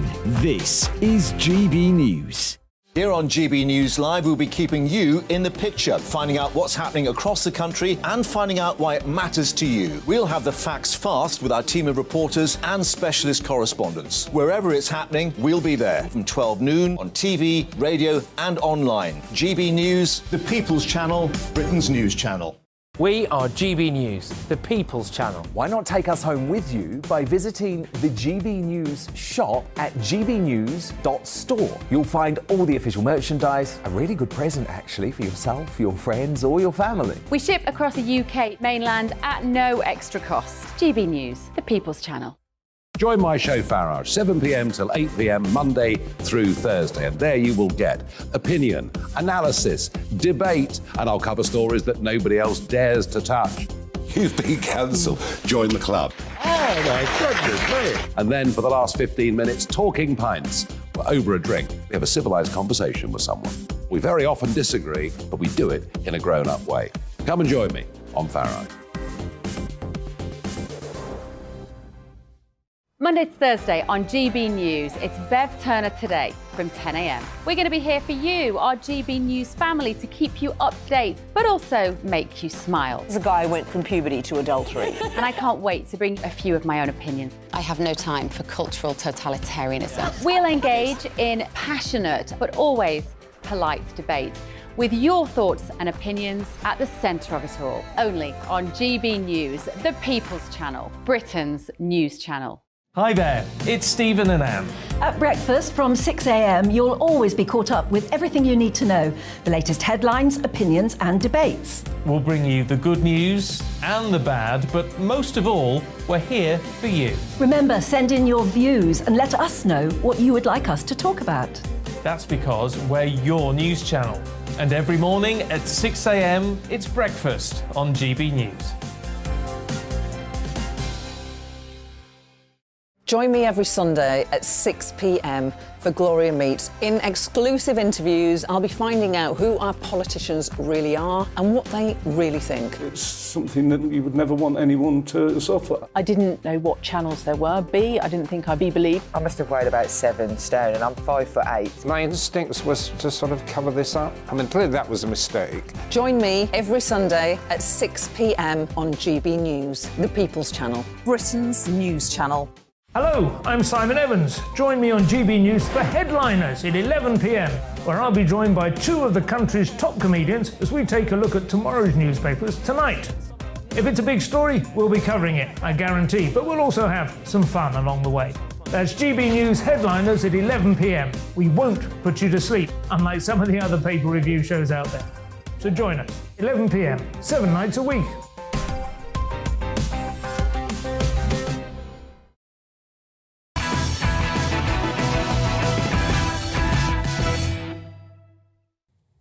Time now for legendary Fleet Street editor and columnist, top broadcaster and no-nonsense TV favourite Anne Robinson, a star of the small screen and entertained millions of Brits for almost 12 years on the BBC's Weakest Link, with playful performances that continue to go viral like this. I'm a full-time single mum to 3 boys. How many of your 3 boys have got tags on their ankles? Well, none so far. So you're doing benefits, are you? I knew, I was waiting for this. I'm doing a 24/7 job, really. Are you on benefits? I am on benefits, yes. Yes. And what happened to the husband? Well, I've had 2 husbands, to be honest. Have you? I think I've worn them both out. Now, it's a sign of the times that you would never see this kind of banter on the BBC today, because they've turned the show into the wokest link, all to please an army of online crybaby woke-topians who choose to take offence at hilarious throwback clips like that. So, Anne Robinson, when all you their see mothers your greatest want to hits... kill me when I've done that. It's so shameful. But you don't feel ashamed, do you, Anne? No. Stand by it. No, because, I mean, it was great fun and you shouldn't have been on it if you didn't want to be insulted and put down, really. But now...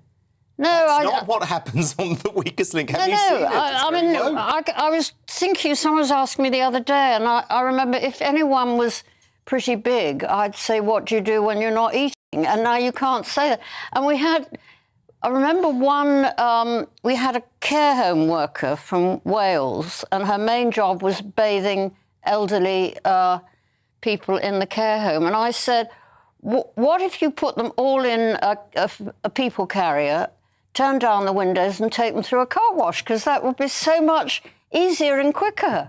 No, you can't do that anymore. You can't do anything. You can't. And actually, so much of The Weakest Link... I mean, by the way, I loved The Weakest Link. My grandma and I used to watch it every day. And it was just... No, we did. It was so fun.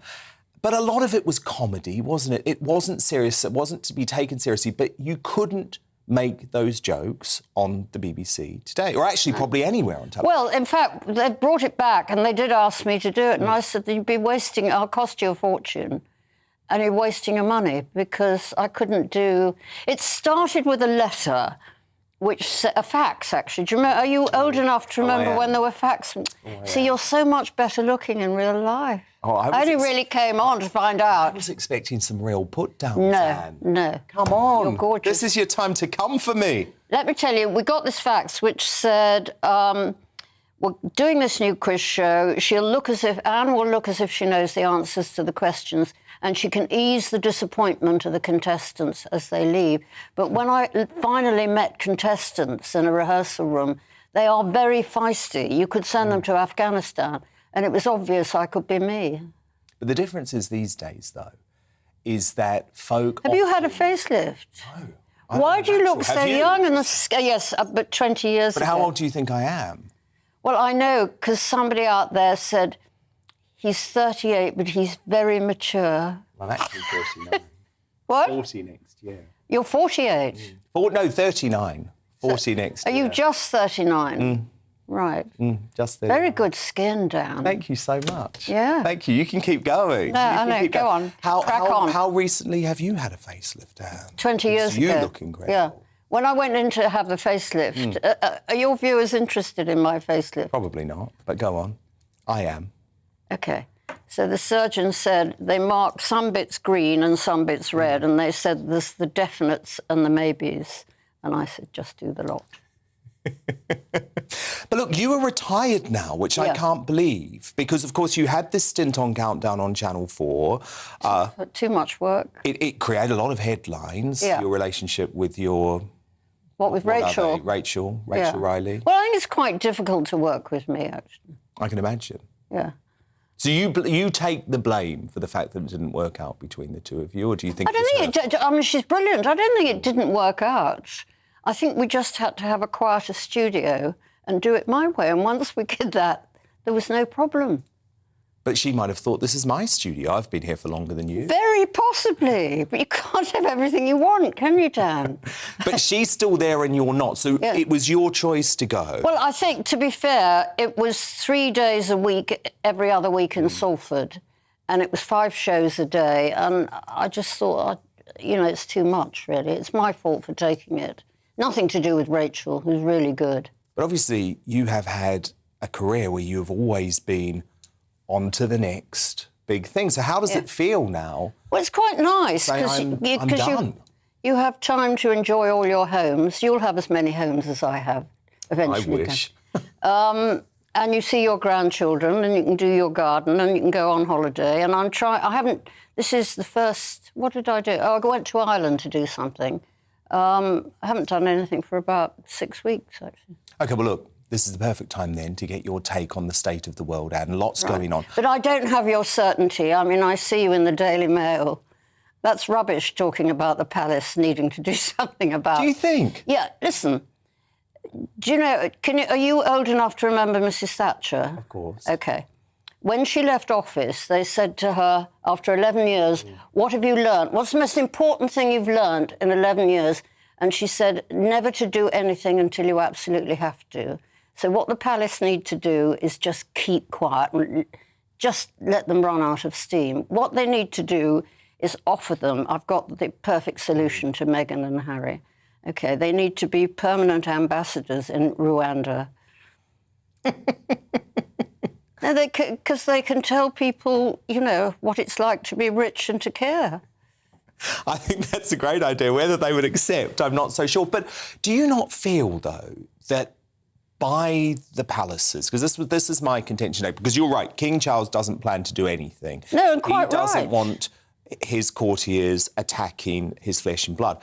I think that's a bit naive, because I think these two are on a mission to try and bring down the royal family and the monarchy. No.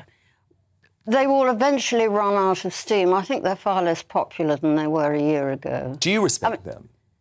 No, they're two silly little people, aren't they? I think so. Yeah, I think we do. We do just need to let them just get it all out of their system. And I read an interesting take from you on the whole claims of the royal racist. This was a member of the royal family asked about the skin tone of Meghan and Harry's unborn baby. Now, you say, based on personal experience, that you don't think that was racist. No, also, my grandchildren are innate Chinese, OK? I wouldn't have thought... I don't think we did, actually, but I can't remember. We would have said, I wonder what they'll look like when they're born. What's racist about that? Well, I don't think... I mean, I'm furious about what happened at the palace, actually. I tell you why, because... With Lady Susan Hussey. Because it is time, whether it's bullying or whether you think someone is being racist, it is time we stop moaning after it has happened. Why didn't she say to Susan Hussey, I find that offensive? Susan Hussey could have said, why do you find it offensive? They could have had an intelligent discussion.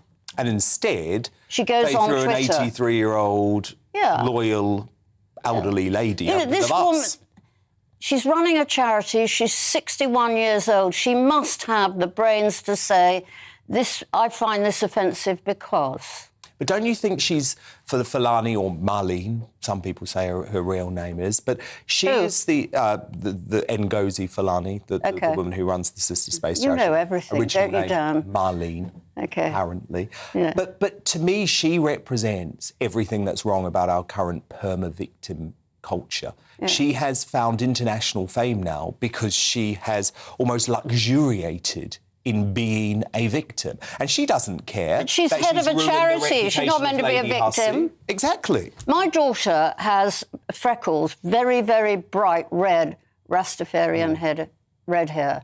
OK, is it wrong if someone says, gosh, where do your people come from? And she will say, we're very Irish, we're Liverpudlian Irish. Is that offensive? Not to me. No.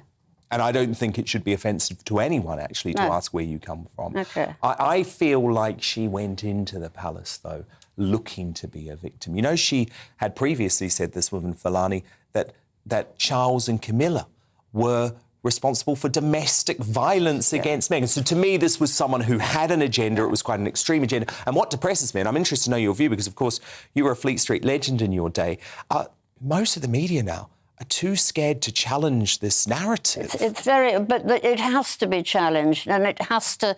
You know, this Susan Hussey has been she's a terrific person. You'd love her. She's a great speaker and drinker. Yes, and her husband was a brilliant chairman of the BBC. They were a wonderful couple, and nothing offensive was meant by it. And she should, 61 years old, running a charity, she should have said, I find that difficult that you're asking me that, and this is why. Do you think Hussey should be reinstated to her position? Well, she won't be now. She won't be. It's a very sad way. It is very sad. To end 60 years of public service. By the way, she never asked for a penny. You sure you haven't had a facelift? Never. No, right. Very Never. good, Not even Dan. Botox, actually. Really? Not even Botox. Good heavens. Because I think you've got to grow old gracefully, don't you? But it's easy to say that at 39, isn't it? Eh? Wait till you're 78. Give me 10 years. And the other big issue in the news at the moment is, of course, the trans debate, which has turned incredibly toxic, hasn't it? Yeah. And I just wondered what you thought about the cancellation from polite society of J.K. Rowling for sticking up for the rights of biological people. Never mind her. What I want is some open debate on it. If someone wants to disagree with what I think... What do you think? I think we should have an open debate. I think a woman is someone with a vagina. How many times do I have to say that? And I also want to emphasise the minute number of trans people who have surgery. Yeah, that's minute. Yeah. Which means most trans women have penises. And that can be an issue. Yeah, okay. Well, don't use issue, because it's just a boring word, Dan. It's a problem, not an issue. Sorry. Right. You find it a big problem, this? Yeah. Well, I think, you know, public bathing pools, anywhere where women should have the privacy to change without risk, then it's a problem. See, this is why you can't retire, Anne. Why's that, darling? There's too much to talk about. There is too much. Have we got anything else we can talk about? Well, I did want to ask you just finally about what you thought. Are we nearly at the end? We're nearly at the end, yeah. But I just wanted to ask you what you thought of our political leadership today. I mean, you mentioned Thatcher earlier, and my God, in the Conservative Party, we're lacking that Thatcher-like figure, aren't we? We're also lacking politicians. I had dinner with Michael Gove the other weekend, and I was saying to him... Are you friends? Yeah. Well, he's a journalist, isn't he? Mm-hmm. And he's clever, very clever, should be leading the Conservative Party. Really? But actually, not only are they dull, the politicians, they also, none of them have got the art of public speaking. If you look at the 5 that came up as possible prime ministers, about one, Kemi Badenoch is good on her feet, but the others are hopeless. I like her a lot. I don't know why you think you go into politics and don't learn how to talk out loud properly, excitingly. That's why Boris was so clever. So do you think he should be back before the next election? I didn't say that. Now, let's jump 150 degrees. Yeah, I think he should. Yes, but that's because you're 39. You're only a baby. You've got so much to learn. The thing is, Sunak's not going to win the election, though, is he? No Conservative leader's going to win the election. The Tories are going to come in, the Labour are going to come in, and Keir Starmer. Do you know Keir Starmer wants to abolish the House of Lords?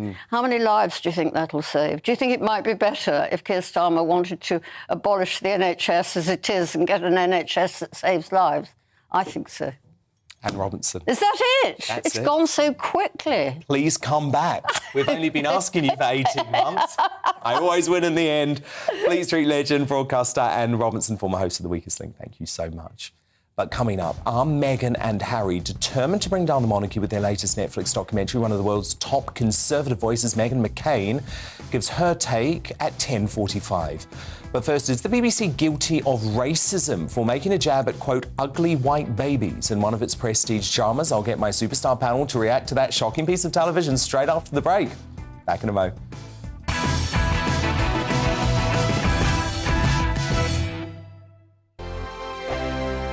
We are GB News, and we'd like to say thank you to each and every one of you for bringing us your conversations, for helping our great nation find its voice. We are here for you on radio, television, and online, across England, Scotland, Wales, and Northern Ireland. It's not the BBC, you actually get your facts right. We are proud to be GB News, the People's Channel, Britain's news channel.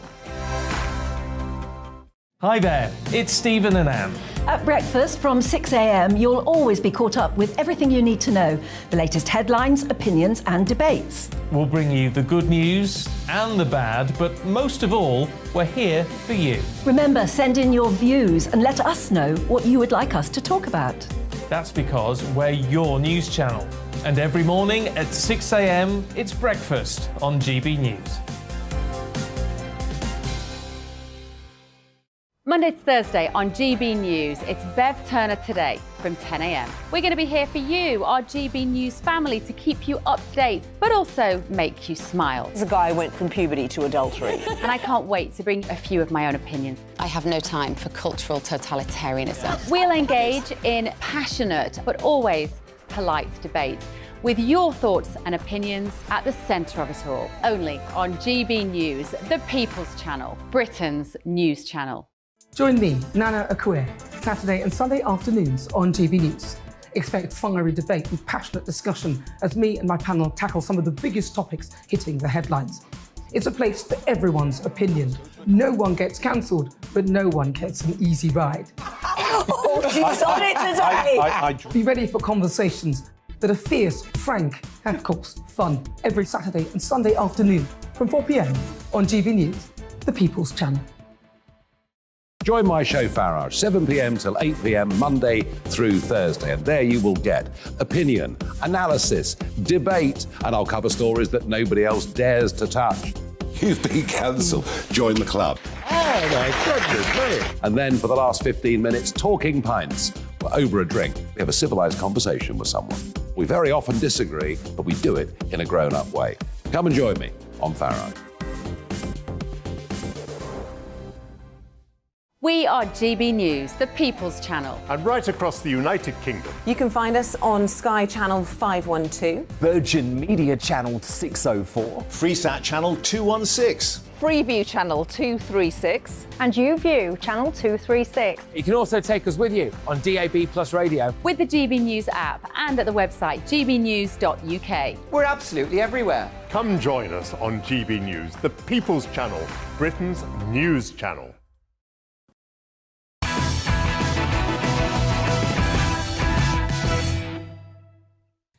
Let's return to tomorrow's news site now in our Media Buzz. More front pages are being delivered. The Sun highlights the bravery of 10-year-old Jack Johnson, who tragically lost his life while trying to save other children from that horrific frozen lake accident in Solihull yesterday. 2 further children also died in the accident, with another in critical condition. It's just the most tragic story in a very long time. The Daily Mirror also pays tribute with the headline, "Rest in Peace, Boys." An aunt of brave Jack said to find out he died trying to save 3 lads sums him up. The Daily Telegraph leads on taxis potentially being used as ambulances during strikes, with the government looking to block book cards for people who dial 999. Also on the front page is the news that Prime Minister Rishi Sunak is set to announce an immigration deal with Albania as soon as tomorrow to help speed up deportations. The Independent focuses on the thousands of NHS operations and appointments due to be cancelled after last-ditch talks to prevent the nurses' strike failed. The Guardian cites a new government-ordered report blaming, quote, a decade of neglect by the Tories as weakening the NHS to the point it will not be able to cope with the 7 million strong backlog. My superstar panel back now. Top Daily Express columnist Carol Malone, senior reporter at the newspaper Benjamin Butterworth, and political commentator Suzanne Evans. Now, I've known for a long time that the BBC is Britain-bashing and biased, but these days it doesn't even try to hide it. So this weekend, comedian and GB News star Leo Kearse flagged this egregious exchange between 2 black characters in the woke rom-com series Love Life on BBC One. Watch this. Formal apology on my YouTube channel and talking about like an hour and this is my platform, this is my chance, this is my opportunity to reclaim that. A furious Leo lodged an official complaint with the broadcaster regarding the US-made show, which the Beeb has paid big bucks to secure, and called on others to follow suit. He tweeted, "The BBC is anti-white. If you're not racist, don't pay your licence fee." So, Carol Malone, there were 2 characters discussing ugly white babies and suggesting that they would grow up to vote Trump.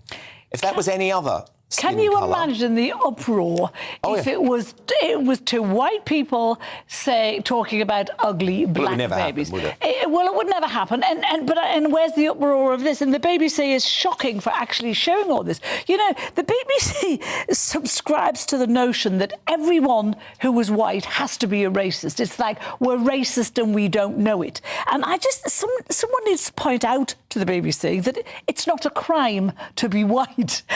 and making anyone feel ashamed of their colour is racist. This is racist.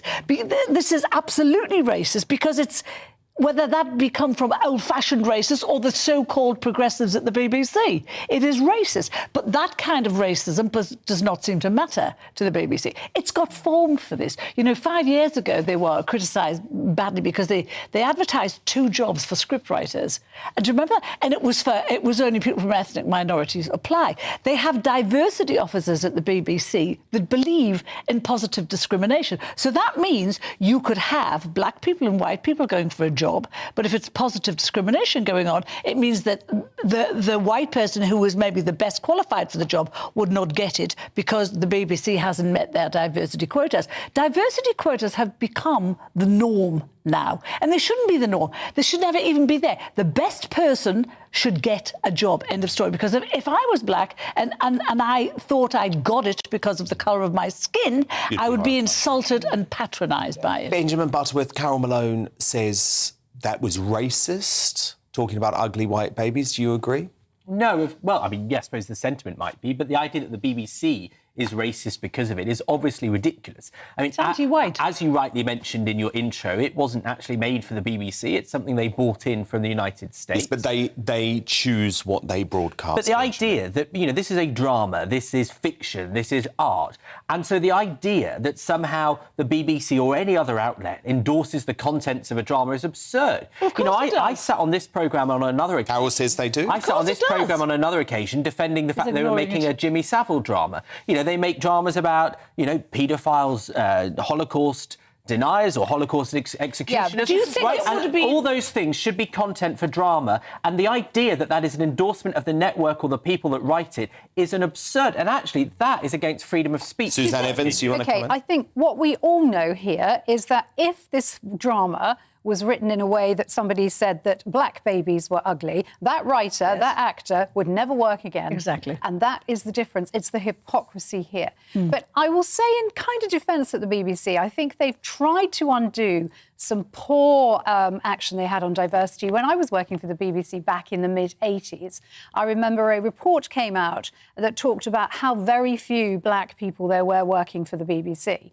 And the BBC said, no, this is rubbish. And they put out some statistics showing how many black people they had working for them. And it was a complete con because they counted all the cleaners.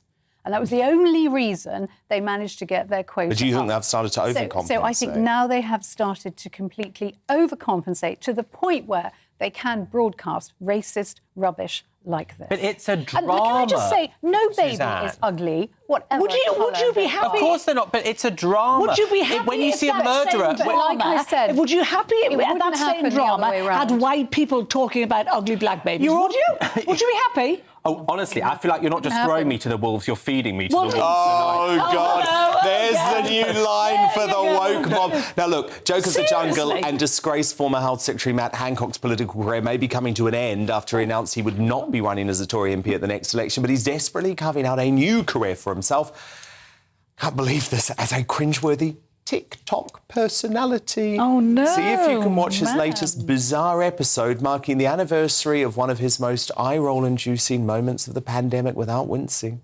Oh my God, I can't believe it. 2 years ago today that we did the first vaccine in the world in Coventry, and then I cried on TV.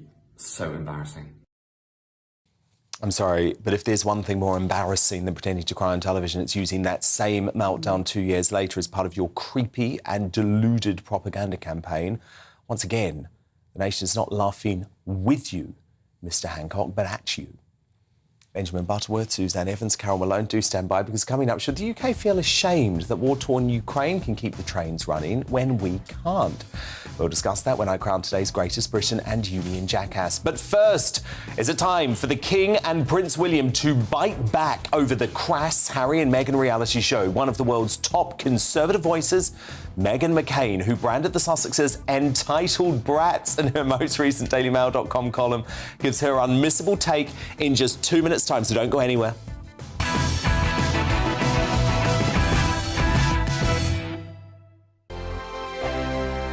Every morning from 6 o'clock, we'll wake you up with GB News Breakfast with all the stories you didn't know from the night before. So whether it's serious news, entertainment, or your own views from all over our great nation, we're here to kick off your day with a smile. The national media should be reflecting and reporting what's happening here. You will notice the northwestern accents.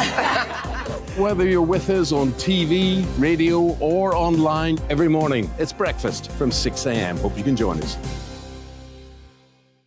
We are GB News, right across the nation. You can get us on television, on radio, on digital. We're absolutely everywhere. Amazing! You see, amazing! You remind me of me in the European Parliament. But here's the most important bit. We are not part of the mainstream establishment. We think and speak just like you do. We are the People's Channel. Magnificent. That's really, really thoughtful. Come and join us on GB News, the People's News Channel. My name's Tom Harwood, and join me 9:30 a.m. every weekday for The Briefing, your one-stop shop for everything you need to know about what's going on in politics today. I wonder if this is a deal that might need to be like the biscuits in this factory, twice baked. Is there not an opportunity here to win out against the extremes? Tom Harwood, GB News. What are you going to do about it?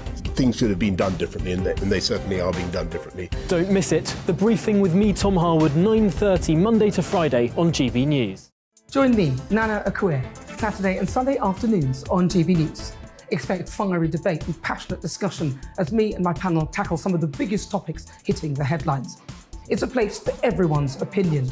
No one gets cancelled, but no one gets an easy ride. Oh, she's on it today! Be ready for conversations that are fierce, frank, and of course, fun. Every Saturday and Sunday afternoon from 4 p.m.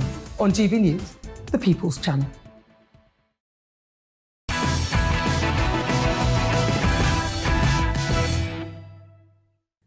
It's time for Uncancelled, where the world's top commentators speak out on controversial issues without the fear of the cancel culture sweeping the rest of the media.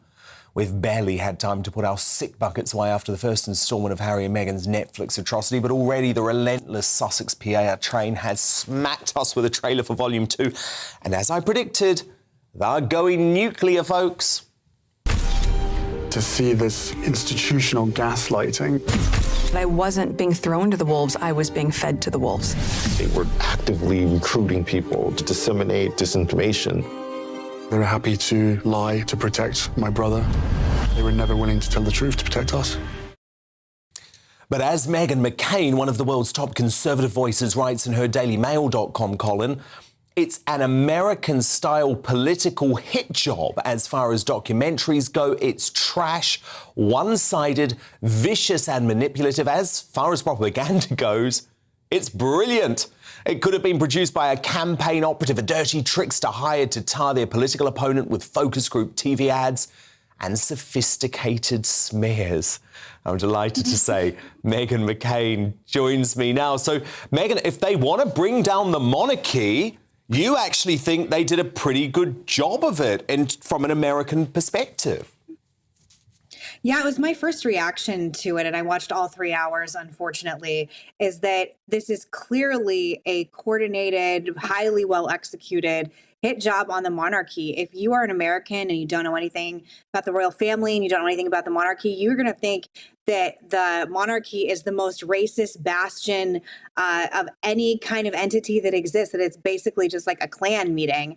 And that is their whole premise. It's the big part of their show, is just how much racism was directed at Meghan Markle, how much racism was directed at their family. And I grew up in politics. I know a smear campaign. I know a smear ad when I've seen one. And this is as far as I'm concerned, there's a very long political ad against the monarchy designed to make Americans to hate our greatest allies in the UK. And it's despicable. And I think that Netflix should be ashamed of themselves. And, you know, there's 3 more episodes coming out on Thursday that I will have to watch for my job. But look, my concern is this will do real damage politically with our allyship with your country. And that has serious ramifications. Both of my brothers served in Afghanistan with people in the British Army. And the idea that, you know, there's nothing redeeming about our greatest allyship, I think people are really missing the point that this could have larger political damage for both our countries. No, I couldn't agree more, Meghan. And this is my fear, you see. This is why I actually think it's time for King Charles and for Prince William to start fighting back, because they, at the moment, want to take a more high and mighty PR approach. Oh, just let Harry and Meghan do their dirty thing. But I think that's naive, Meghan, because even though Brits might understand what Harry and Meghan are doing, I think the damage internationally, especially because the woke media is so in the camp for Harry and Meghan, especially in America, I think it could do genuine long-term damage to the British royal family.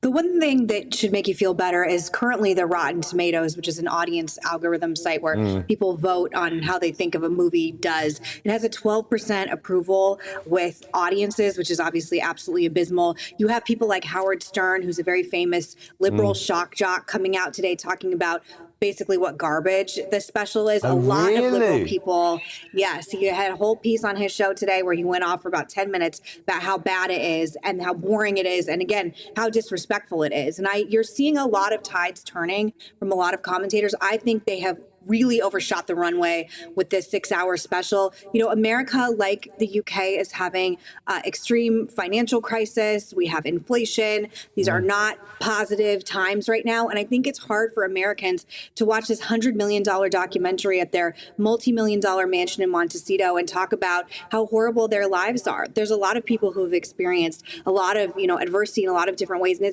they're not people that you find easily, you know, sympathetic in any way. So I actually don't think that their propaganda is doing what they want it to.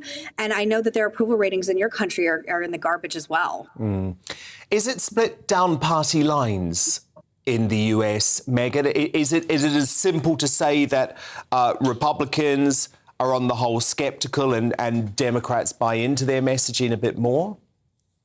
No, in fact, if you've seen our former First Lady, Michelle Obama, who's one of the most popular figures in America, she was asked about them by Jenna Bush, who's President Bush's daughter, for the Today Show, and she gave a very judicious PR answer to it, saying she hopes there was healing with their family. She did not talk about sharing experiences with them. They are infamously not invited to President Obama's birthday party this summer, which was reported. That was something that made them angry because they want to be included in these like very elite liberal circles. They are not being embraced the way that they want. And I think part of it is because they're just so deeply unserious. They're sitting around their mansion complaining about being literally the most privileged people in the world. And then at the same time, again, I think people are smart enough to see our allyship between the United States and the UK is paramount and has been for, 250 years, arguably. And I think the idea that we're just going to trash the UK and trash all of people in England as irredeemable racists is just not something any rational or intelligent person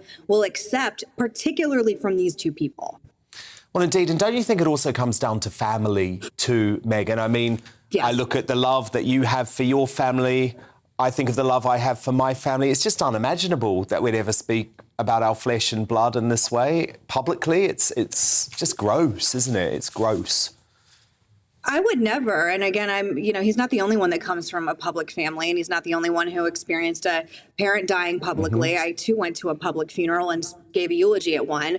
It's all pain is horrible. I just find that there is nothing in the world that could get me to trash my family publicly. And all families have issues, obviously. And I think it's incredibly distasteful. And I think particularly since the Queen's death, and you see this, even as an American, there's this great appreciation for the Queen and the new royal family. And you see this stoicism, particularly, I think, from Kate and William, because they're of my generation. And they just look like, they are keeping calm and carrying on, and they are not getting in the dirt with this.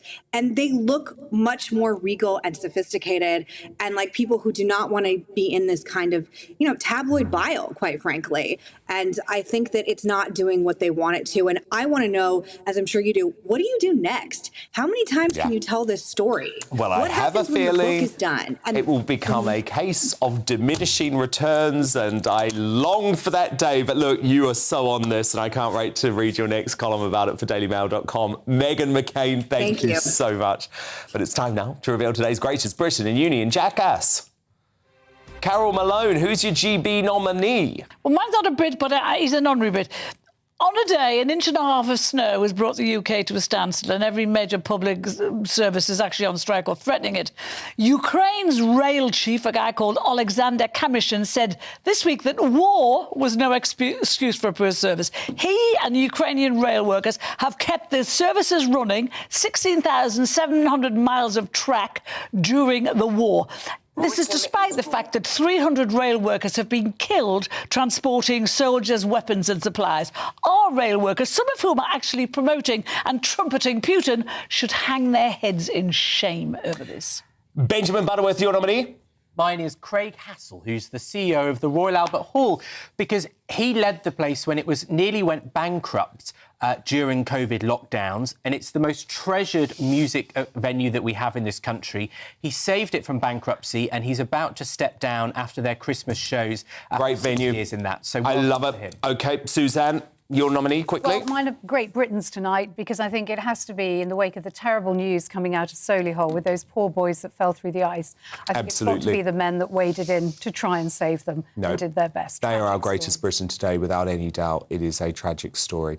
Carol Malone, your Union Jackass nominee. So my Jackass is totally contrary to the hero I just mentioned. This is Eddie Dempsey. He's General Secretary of the RMT. This is the man whose union is going to ruin Christmas for millions of people. He declared this week there was no shame in drug dealing or defrauding the dole. He says he grew up on a council estate, and when you need money, this is the sort of stuff you have to do. Sorry, no, I grew up on a council estate. Millions of people did, and we don't sell drugs to kids, and we didn't defraud the dole. Benjamin Butterworth, your nominee. Mine is the Transport Secretary, Mark Harper, who's failing to do a deal with the unions to get trains back on, and instead this government's more interested in playing games than fixing problems. And Suzanne Evans, your nominee. Matt Hancock, for being a prat, as usual. I could go on for hours about Matt Hancock, but I think he's shown himself up again tonight. I'm going to go with Carol Malone and Eddie Dempsey as Union Jackass today. But what a fabulous superstar panel. Carol Malone, Benjamin Butterworth, Suzanne Evans, thank you so much. Thank you for your company on the first night of the week. I'm back again tomorrow from 9 p.m. Be here. But next up, it's Headliners. Good night.